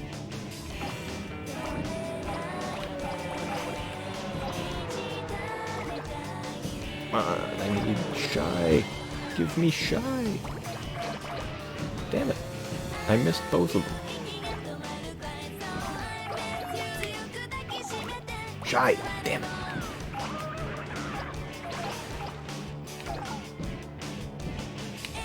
Come on, come on. No! I fucking threaded the needle.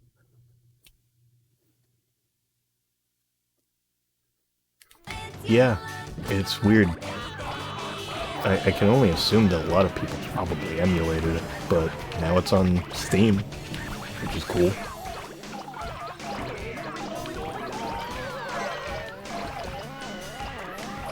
I know that it's definitely been seeing a resurgence in people playing it. Like, I've seen like tons of people on like the Twitch main page, like when I accidentally click on it, they're playing it right now.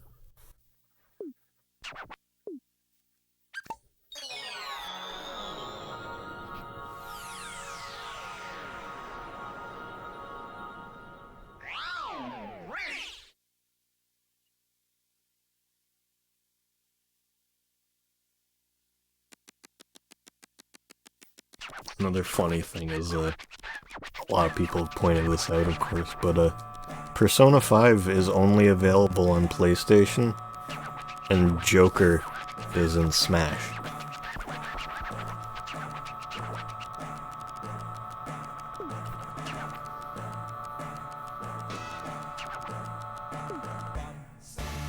I'm pretty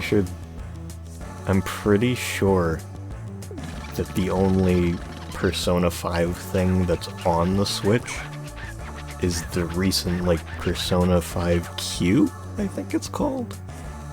I think it's kind of like it's like a 3D beat-em-up type thing. I'm not sure. I don't know anything about this.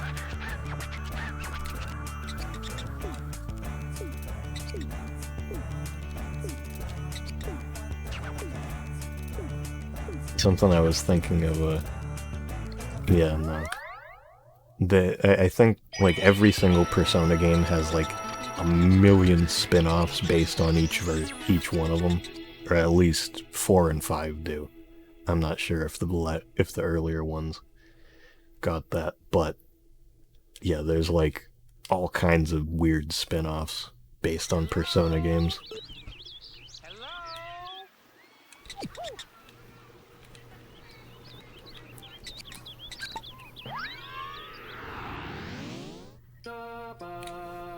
Yeah, I don't really go to any places like that. I just follow a lot of weebs on Twitter. Who are like, oh my god, Persona! I love Persona! I also knew a kid in school who was a very big Persona fan. Yeah, a lot of my knowledge of games that are like within the RPG or just like anything anime related, even. Not that RPGs and anime are like the same, but I just kind of absorb any information I know about them through people I follow on Twitter that are into it.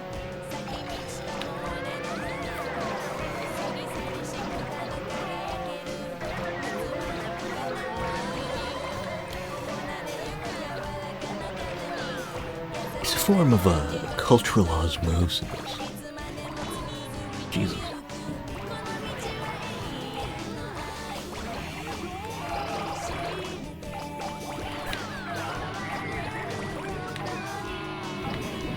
Last night, speaking of Twitter weirdos, oh, that was pretty easy. I got nickel.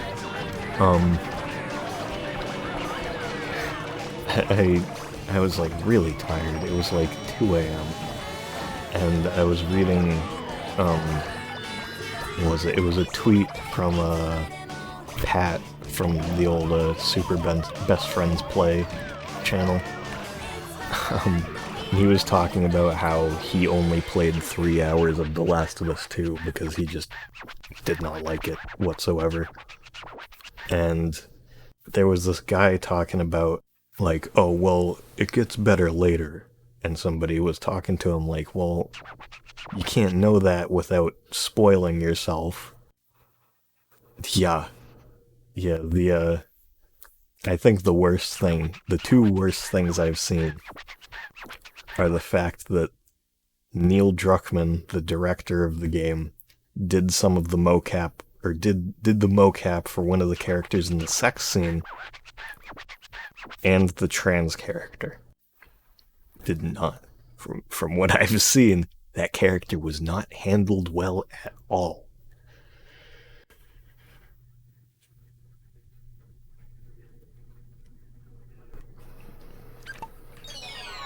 Which part? The sex scene or the trans character? Yeah, probably. The problem with the game that I've heard from, like, literally everyone, before I talk about the sex scene, is that it's just misery porn.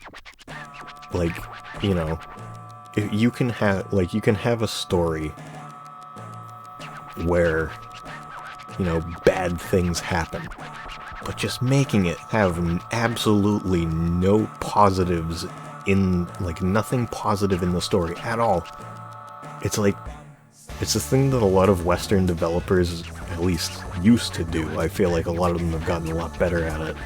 Is they felt like if they wanted to be taken seriously as an art form or something like that, like, I gotta impress Roger Ebert, they had to take it just 100%. Everything needs to be, like, dark and gritty, and everything needs to be awful. No joy. Everything needs to be terrible. for everyone involved in the story. It's like, no, you don't need to do that. The best stories have levity. And Last of Us 2 is just sorely lacking in that. Like, it's the epitome of maybe we're the real monsters and it's not the zombies. It's like, no, stop doing that. It's like, stop making games that say that, please.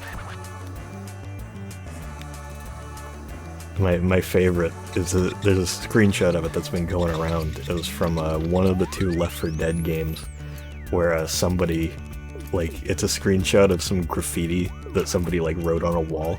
And it just says, maybe we're the real monsters, and it's just surrounded by other graffiti of other survivors that passed through, just being like, I hope you're dead now, you moron. It's like, have you looked outside? It's just shit like that. It's like, it's just really good. And that was like 2008, 2006. Like, that was way ahead of its time.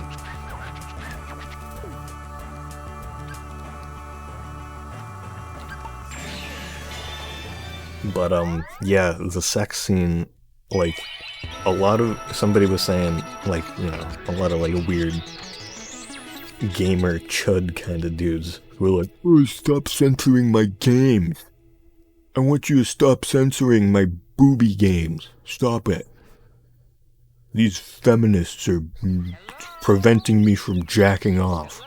It's like, it gets like, those people are so loud that legitimate criticism gets, like, drowned out by them and kind of, like, lumped in a lot of the time. And something that I've heard people say is that a lot of Sony games, like games put on PlayStation, from Japan specifically, a lot of the time at least, get heavily censored with any kind of sexual content. But then The Last of Us 2 just has full frontal nudity, full-on sex scene. Like a movie would.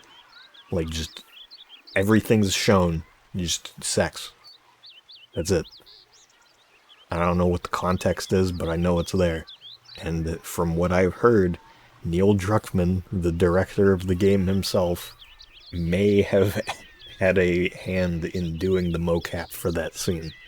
It's like, I don't know if I like that. I don't know how I feel about that one. I also, when you say, like, you liked The Last of Us, I've heard a lot of people say that The Last of Us 1 is great. That it's a great game, but this one dropped the ball. I've never played either, so I'm just going off of things I've seen. It's things I've seen proof of, and people that I trust the opinions of on these kinds of things. Yeah, with the trans character, too, apparently they're one of those characters that's literally, like, very transparently just there to be an object for pain, essentially. Where it's like they're constantly misgendered, they accidentally kill their mom because their mom tried to kill them for being trans.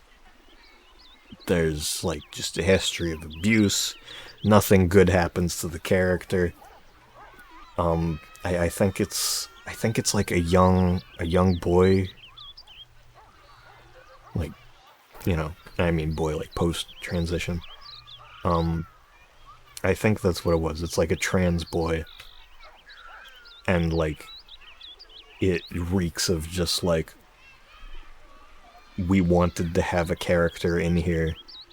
Yeah. Yeah, it is Lev, I think. It just reeks of, like, I don't think the game is miserable enough. Suffering of trans people, that'll hit our quota. It's like, what, is your quota worth it to put something like that? Because I feel like this is a very real thing for a lot of people, and they probably would rather not experience the full brunt of that when they're playing this.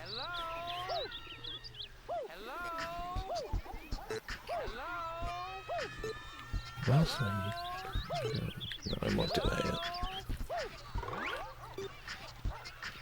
yet. It's just, It's just the peak of just being unnecessarily sad.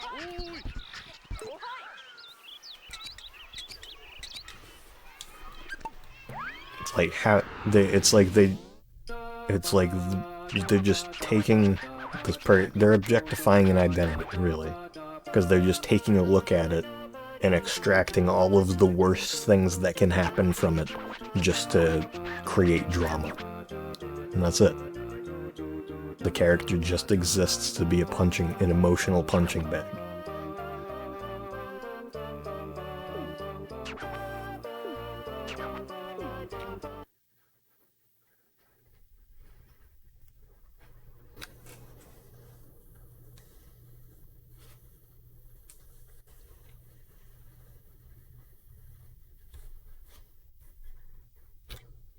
Let's see. I don't remember who the cousin is on.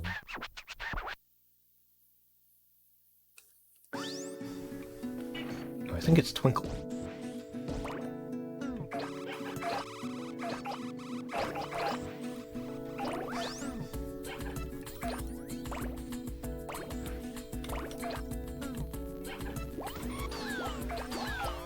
Oh, something. What was it? I remembered I was talking about this earlier, like before I went on and talked about all of that stuff with the game. So I was looking at Pat's tweets about it. I was just reading them, and there was a dude in the comments talking about like, oh, well, just because like a lot of the best stories have a slow start. If you don't keep with it, then you don't have a right to complain because it gets better later. It's like, well, that's a problem though, because it's like if the beginning of your game is so bad as to turn somebody off 2 hours in and make them not want to continue, that's not something you can just brush off and say like, oh well, it's a slow start, it gets better. And it's like,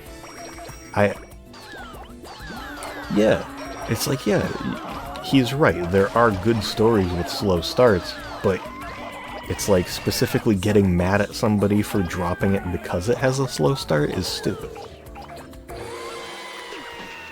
And so, I actually want to pull it up to be petty. But, that's the wrong thing. So, he said, it's a good argument, though. Take Breaking Bad. The first season really isn't that interesting. I disagree with that. Season 2 is where it picks up, and it's one of the greatest shows ever made. If someone gave up after episode 4, they're missing out on a lot. So, he says, they aren't experiencing the content the way it's meant to be. That's like saying a steak is shit after taking only a bite of gristle. And so I read that, and I was like, I need to reply to this. That was dumb. And so I said, differences, you can see the gristle on a steak before you bite it. Without spoiling and ruining your experience, you can't do the same with games, movies, or TV. He says, that wasn't meant to be taken literally. He said, whether it was or wasn't doesn't change the fact that if someone hates the intro to a game or any other piece of media, they won't know they'll like the rest unless they force themselves to wade through shit or spoil the rest. I said, here's one last way I can put this. Would you not be just as mad about a bad ending ruining a good story than a bad start barring your entrance from a good story? And I was honest, I read that back when I woke up and I was like, how did I write this at like 2 a.m.?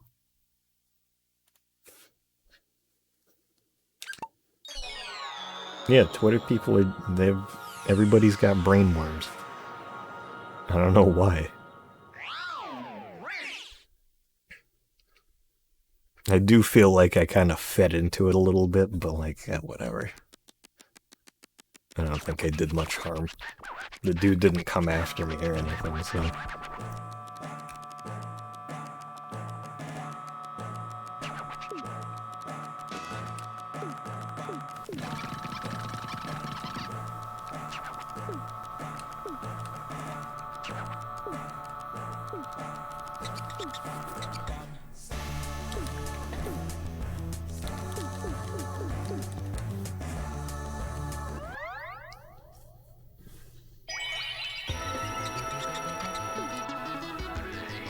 It is kind of funny though.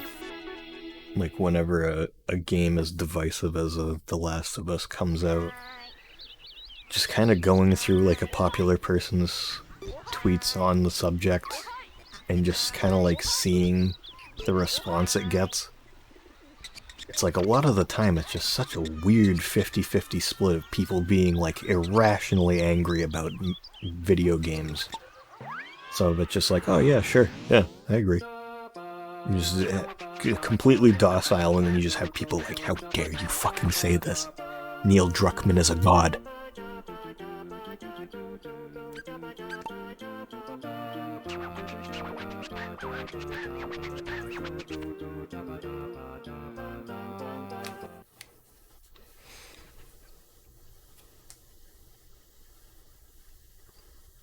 I think that was also the first time I've ever actually like argued with somebody on Twitter, because I've never really used it until recently. And I mean use it as in like actually tweet anything. Because before I just kind of retweeted things just because I was like, oh, I want to look at this later. I was right on the present.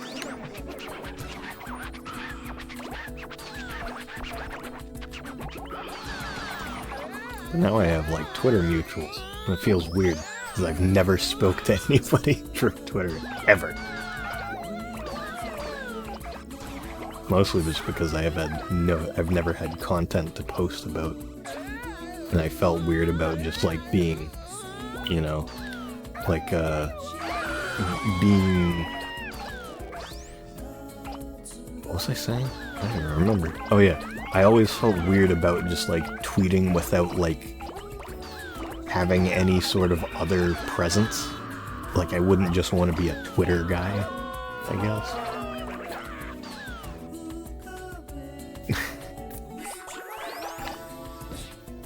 What kind of freak people? Is it like on my end with video game opinions, or is this a human rights violations?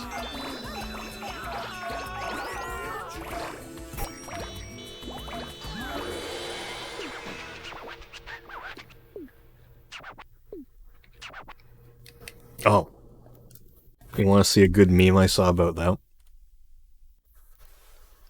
I think I have it on my desktop.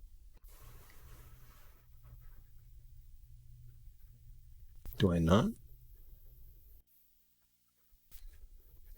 Man, this is worth it. Wait, wrong thing.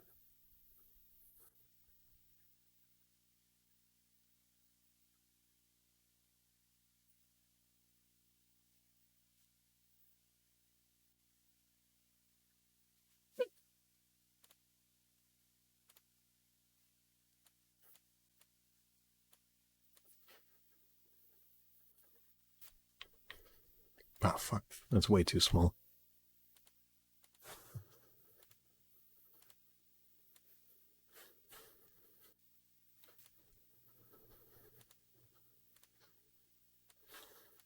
There we go.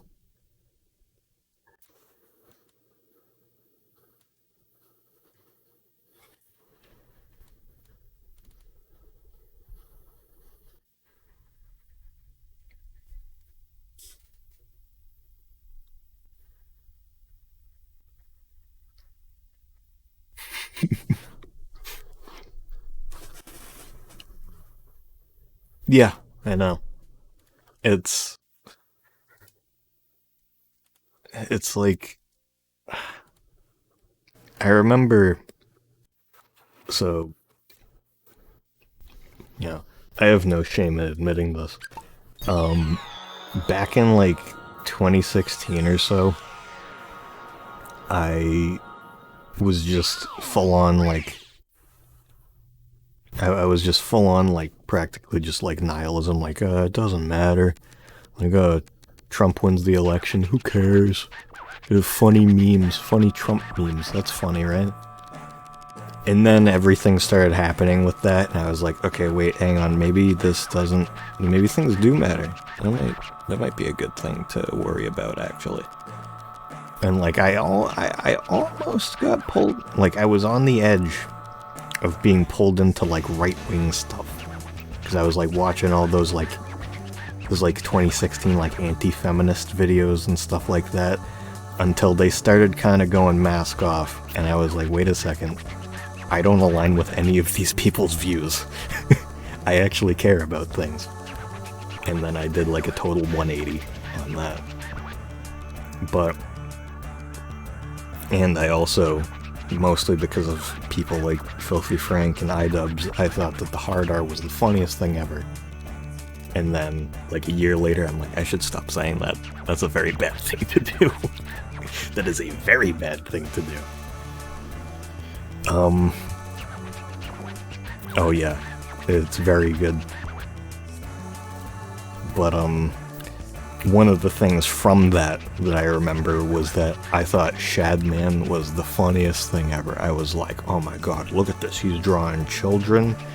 He's drawing things that look like kids, but they have like an ID that says they're 18, so it's fine. Isn't that funny? And now I look at that and I'm like, that's really creepy. That was like incredibly creepy. Why did I think this was fine? Like, what? I mean, fair. Shit was weird. Shit's creepy. I don't think he does it anymore, but like, the fact that he did for that long, like, dude was an adult. It's not like he was some kid. It's not like he was some dude who just turned 18 and wanted to be edgy. He was like mid-20s and doing that.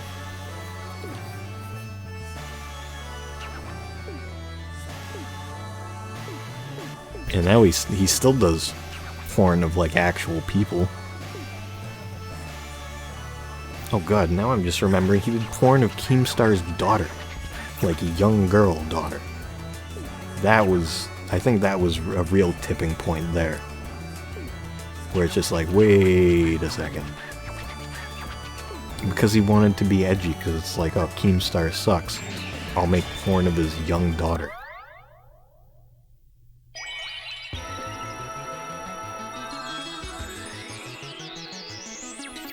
Anti is such a dumb term. I hate that so much.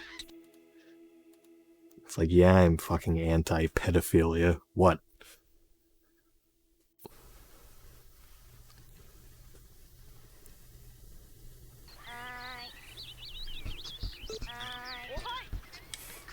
Sorry you have a problem with me having an issue with sexualized children.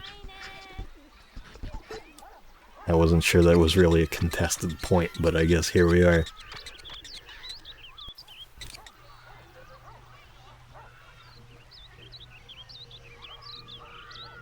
Yeah. I think my favorite part is how they try to call themselves maps. It's like, no, you can't say that, you're a pedophile. I'm a minor attracted person. No, I don't think so. I don't think you get to use flowery language for that.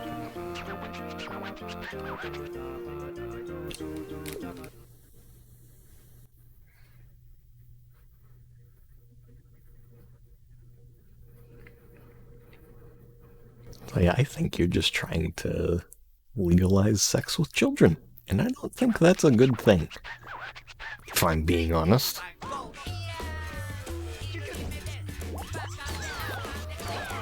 In fact, I think it may be immoral.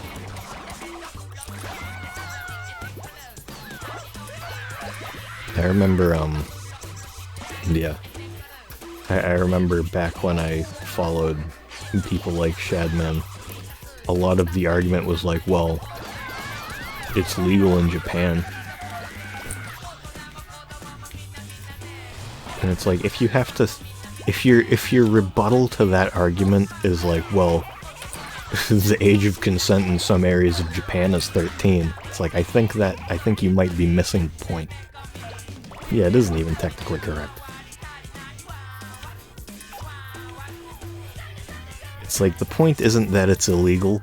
The point is that you shouldn't be doing it. Whether it's legal or not. There's plenty of legal things you shouldn't do.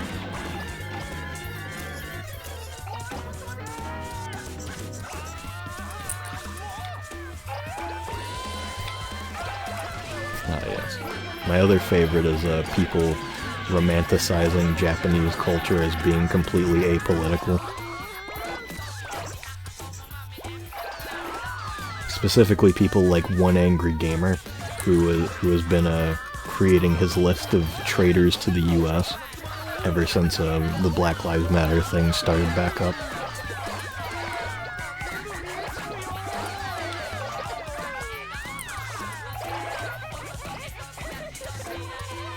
One of my favorites was the YouTuber Maximilian Dude, where he hadn't made a statement yet on like Black Lives Matter stuff. So One Angry Gamer had him on the list as probation, and somebody added Max and was like, "Hey, it says you're on probation here." He's like, "Probation? Fuck that." And then he does hashtag BLM. And then One Angry Gamer replied to him and said, "Are you sure that you mean what you're saying? I feel like you may be just acting out of anger."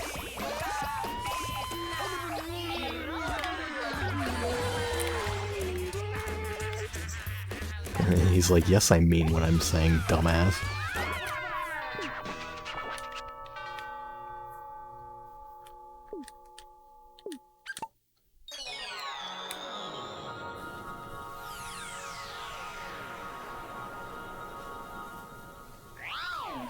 I just kind of, that's the kind of, I don't know.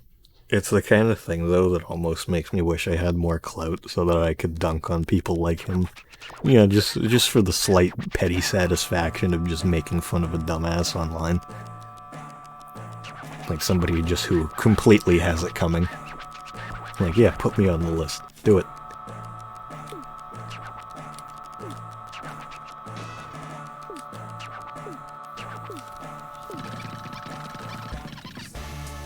You ever notice how Huey's legs are just antennas?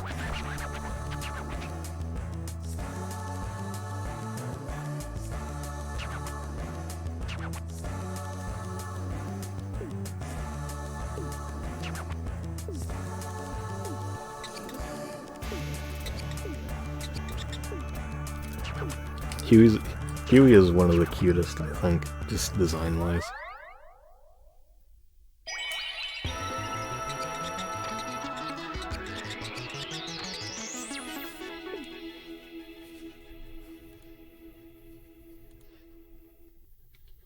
Something I just remembered looking at this, at the dude I argued with, is, after he made the, like, steak comment, some dude goes on, replies to him, and he says, "Oh, of course Fatty had to leap to the food analogy." It's like, dude, you're gonna hop in here and do that? You're gonna come in here and just say that?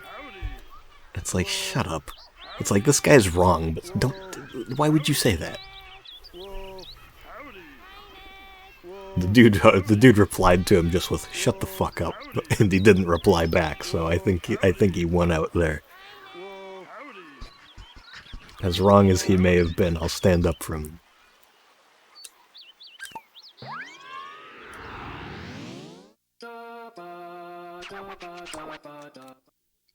It's like, on this whole topic, it's just like, people who do these things and then think that they're still in the right when they just make fun of them appearance-wise or identity-wise, and it's like, no, it's like you're supposed to, the whole point is that you're supposed to not do what they do. It's like, it doesn't matter if you're doing it to the bad person, just don't do it to anybody.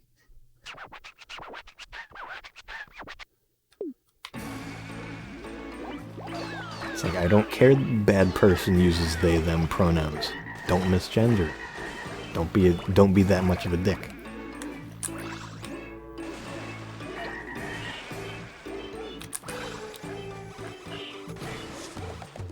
Yeah. And it's like, what? It's like, okay. It's like, your point? What are you trying to say here? It's like they don't realize that by saying that, one, they're being just as bad, in that sense, at least. But on the other hand, it's like, so are you saying that being gay is bad? Like, what? What does that mean?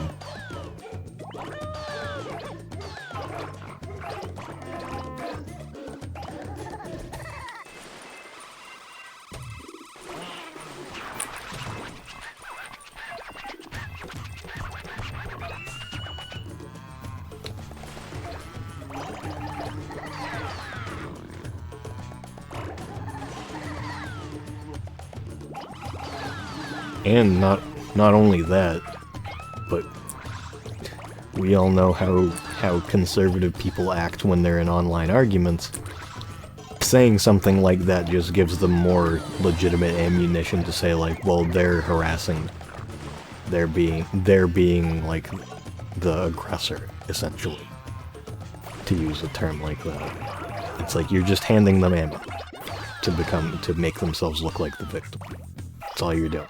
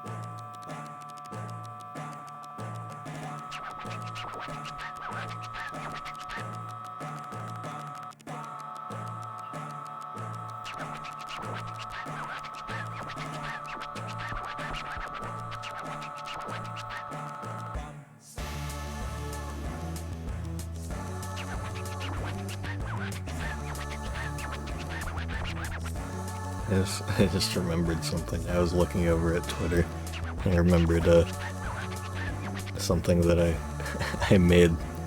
I'm not sure how many people saw. I'm just gonna show it here because I like it. Let's see. The display caption. It's just this. They tryna be bam, yeah. They tryna be bam, bam, yeah. She wanna be bam, bam, bam. That bitch is a bam. That's all it was.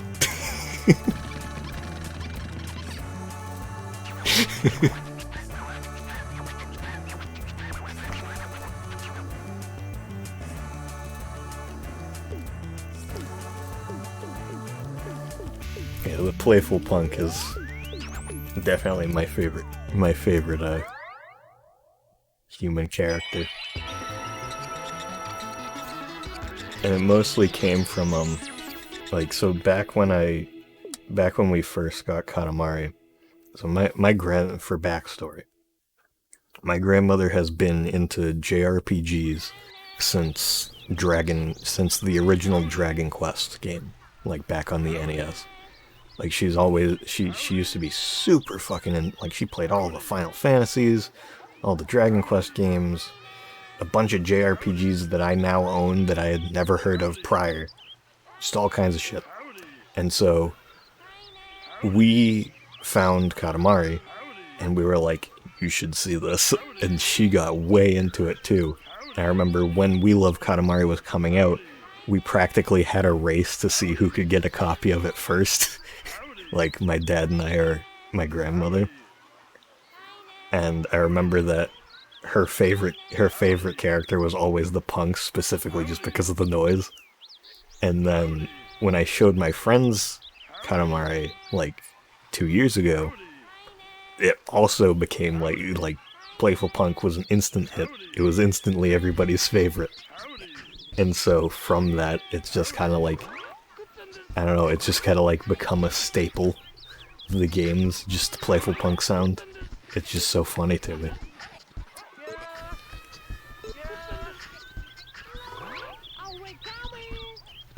What else am I missing?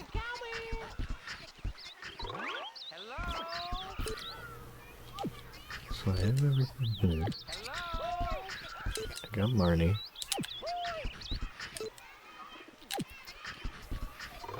Sex offenders. Sex offenders. Oh, I got his grandma, cousins.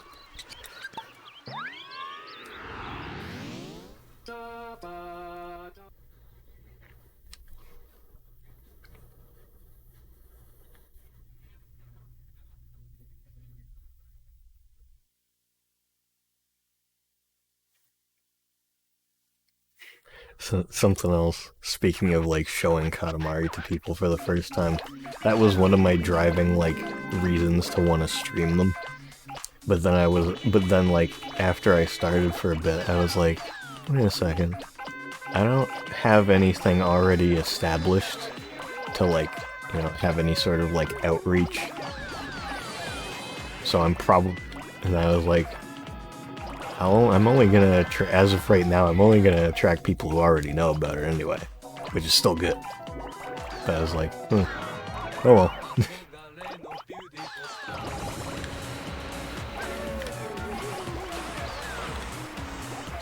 Eventually, though, you Gotta stay on the grind.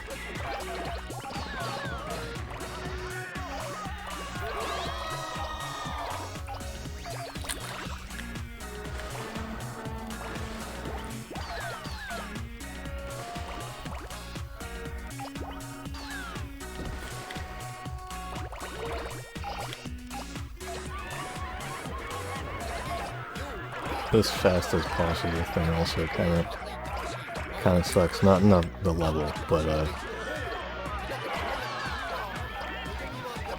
mostly just because I can't get any of the cousins when it's this big.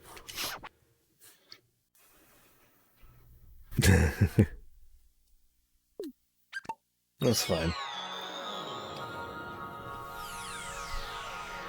I appreciate it at least. Yeah, I know that yesterday when I streamed, I know that I'm pretty sure that nobody that I could recognize like the name of was here. But I looked at the viewer list and apparently I've just had like 4 like weird view bots just sitting in here. And I looked them up and like a couple of them are just like things that people know, and I guess that they just kind of appear on every channel. Because one of them, what is it? It's just called another TTV viewer. Like if you click on the users in chat thing, you'll probably be able to see them. It's like another TTV viewer, Commander Root. It's stuff like that, and they just appear randomly at people's channels. And they don't really do anything. But if you click on them, it's like an advertisement for some other thing.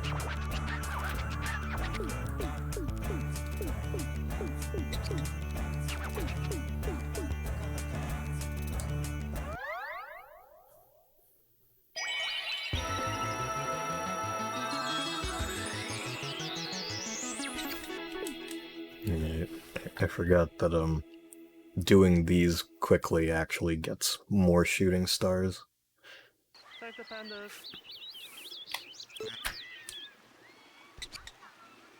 Yeah, maybe. I don't even know what you need for that. I'm gonna look at that before I do this. Oh shit, my phone's been on this whole time.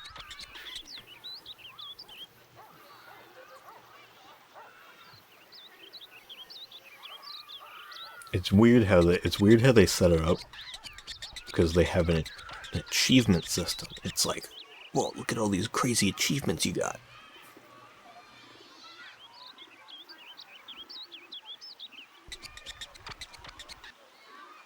So, the first one is build a community. It says get 5 people chatting at the same time, and then reach 50 followers.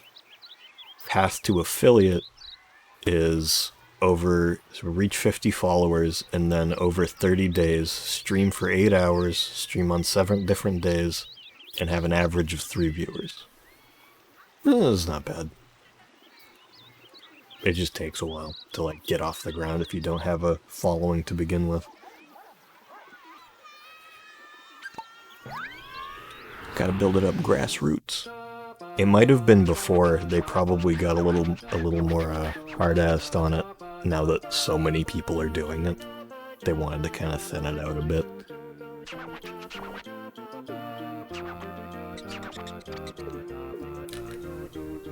That's my theory, at least. It seems like that would be a smart thing to do for like on a business side, because otherwise they'd have to, you know, set up all this like payment stuff for a bunch of people who just have like 5 viewers or whatever, and they're probably like, that costs too much money.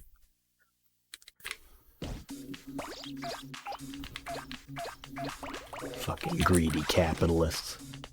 Give me my affiliate, you bastards.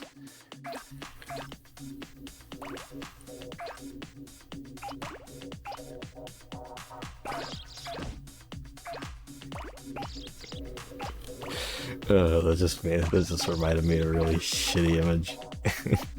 There's one of those political cartoons where it's like, they represent like big business as like a big fat guy in a suit, and it's like, you know, big fat dude in a suit, and he's got like binoculars that go really far or something like that, like way far out in front of him. And there's just a really compressed, like, stretched image, like, JPEG of Kirby underneath the binoculars. And he's just saying, "Where is Kirby?" That's all it is. I wish I had it.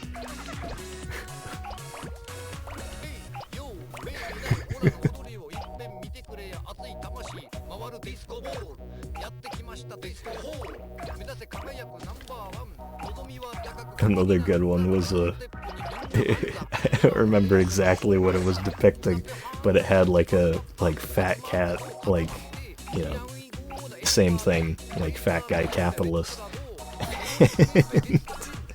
It was him like drinking from a water pipe while somebody was like starving next to him, and it just said water. Something like that.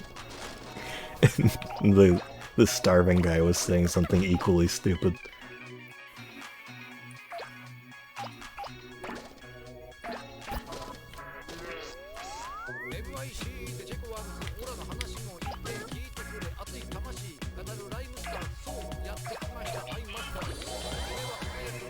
One of my favorite ones to see edited, it's one of the Ben Garrison ones, where I think it's like Ben Shapiro and AOC playing chess.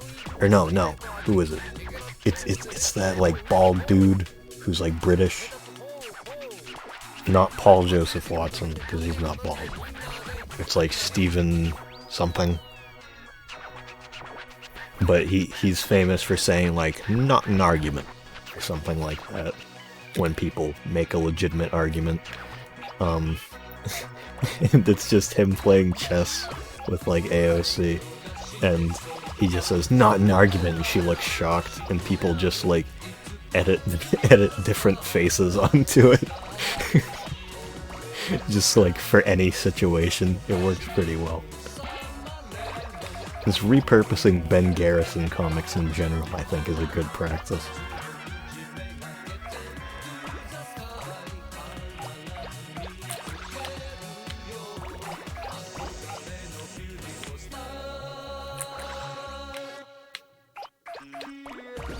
Hopefully I didn't get too big to roll up Mickey.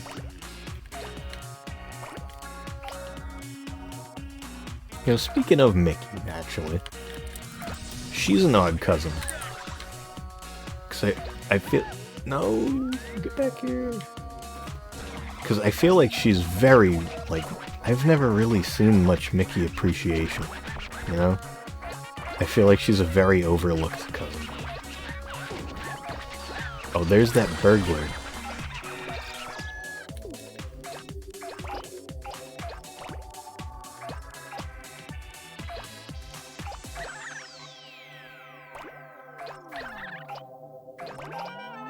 Yeah.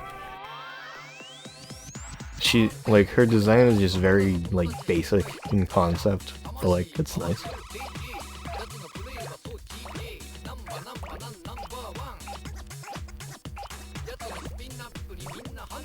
I'm also not totally sure. I always have said Mickey, but it could be pronounced differently. I'm not totally sure. I honestly wouldn't be surprised if it is. Like Mickey or something. Which isn't that big of a difference, but you know. Oh, I can get the fairy mushrooms? Yeah, probably.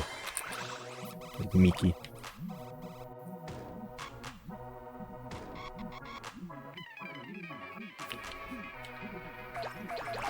I don't know.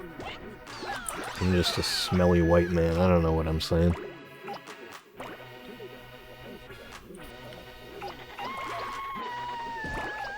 I don't know nothing about them foreign countries.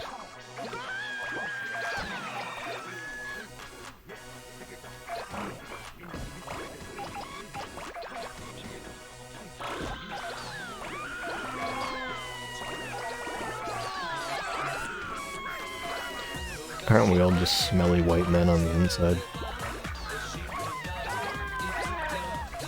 If you really think about it.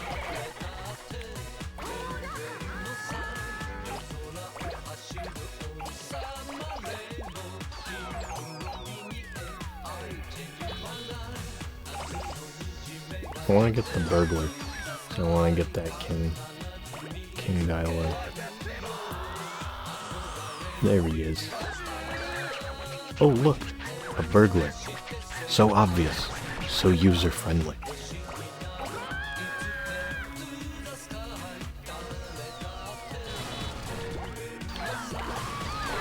That'd be a good emote, I think. Just like a picture of the burglar, just called user-friendly.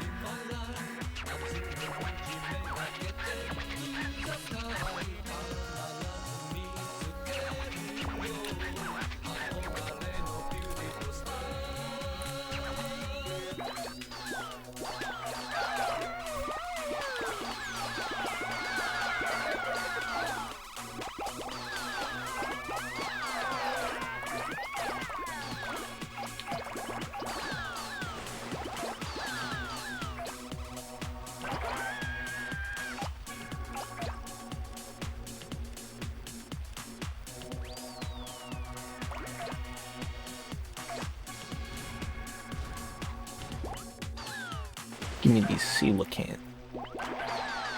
Nice.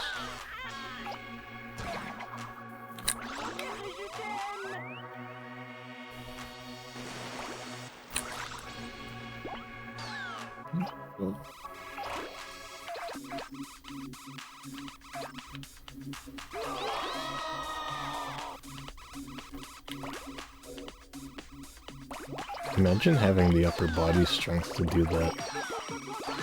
Carry like 20 children on your back. Now that's a Chad. It's a man I wouldn't mess with.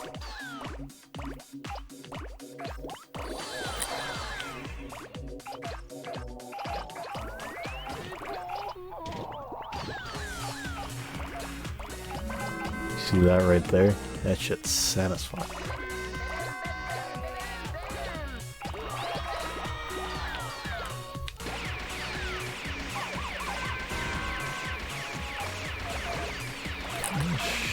Shut up.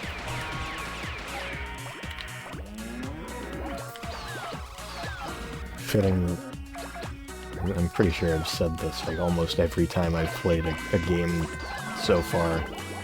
Just like, God, the cops in this game are annoying. True to life.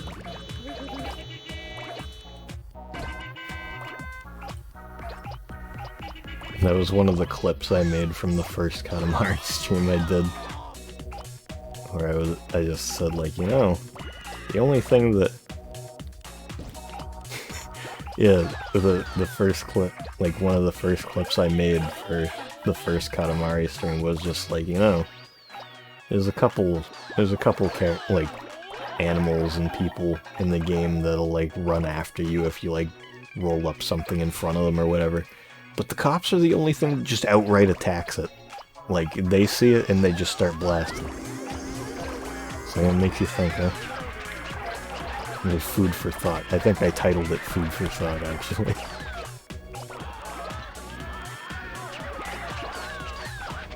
Yeah, and then the king gets rolled up and he's like, this feels really nice. Yeah, this is a very nice experience.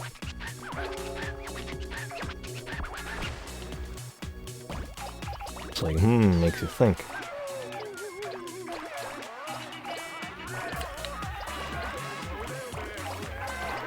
Police hate this one weird trick.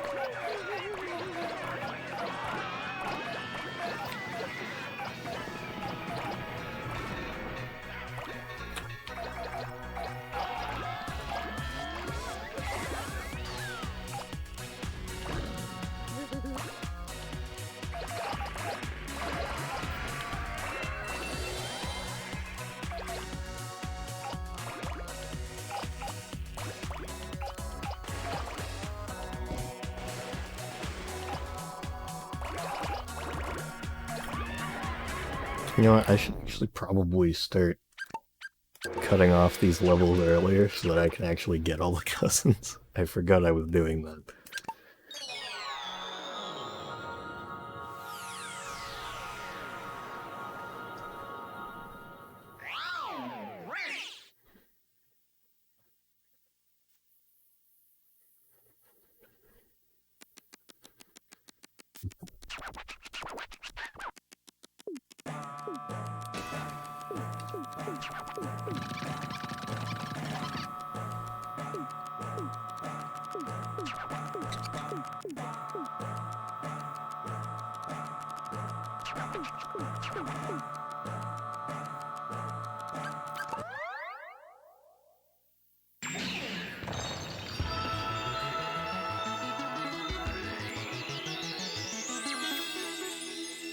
Oh yeah, I forgot that even if you make Stardust, it still counts the meteor.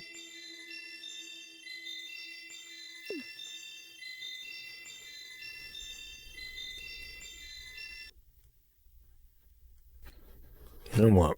Save the pandas. I just remembered something I wanted to do. Save the pandas. Alright, I'm gonna save real quick just in case. I doubt anything would go wrong.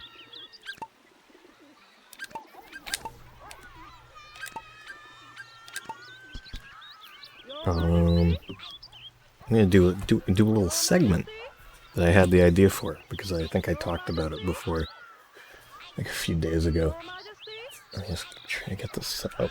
Your Majesty. Your Majesty. Let's see. Your Majesty.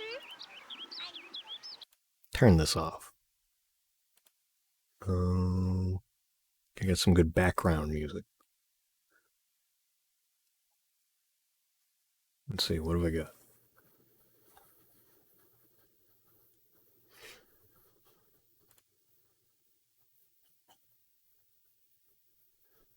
This works. This won't get me copyright strike. It's not Katamari though.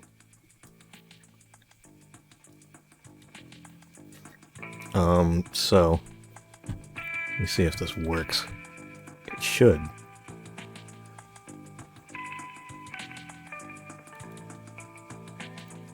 Whoops.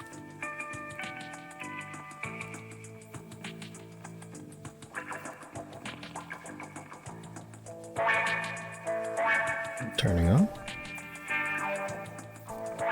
Whoop.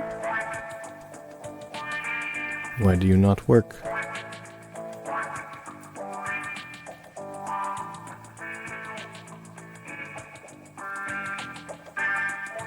No, that's not what I wanted.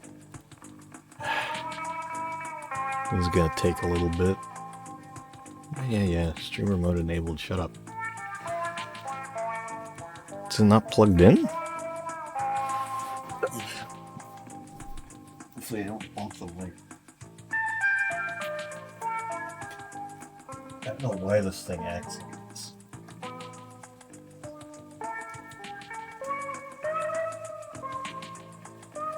Now it's plugged in.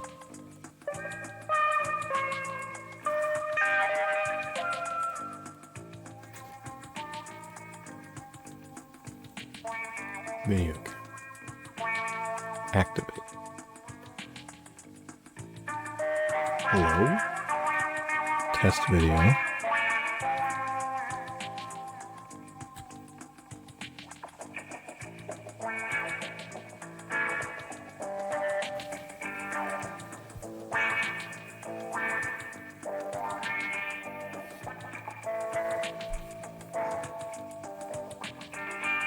God. I don't want to have to remove this.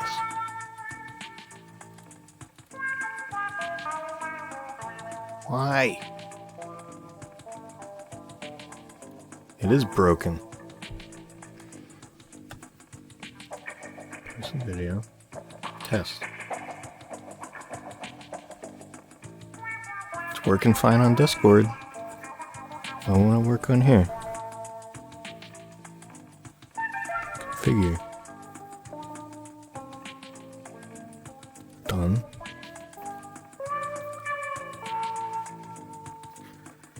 Ugh. I'm just gonna have to delete this element and try to see if this works. Try to do like on the fly stream editing. Uh-oh.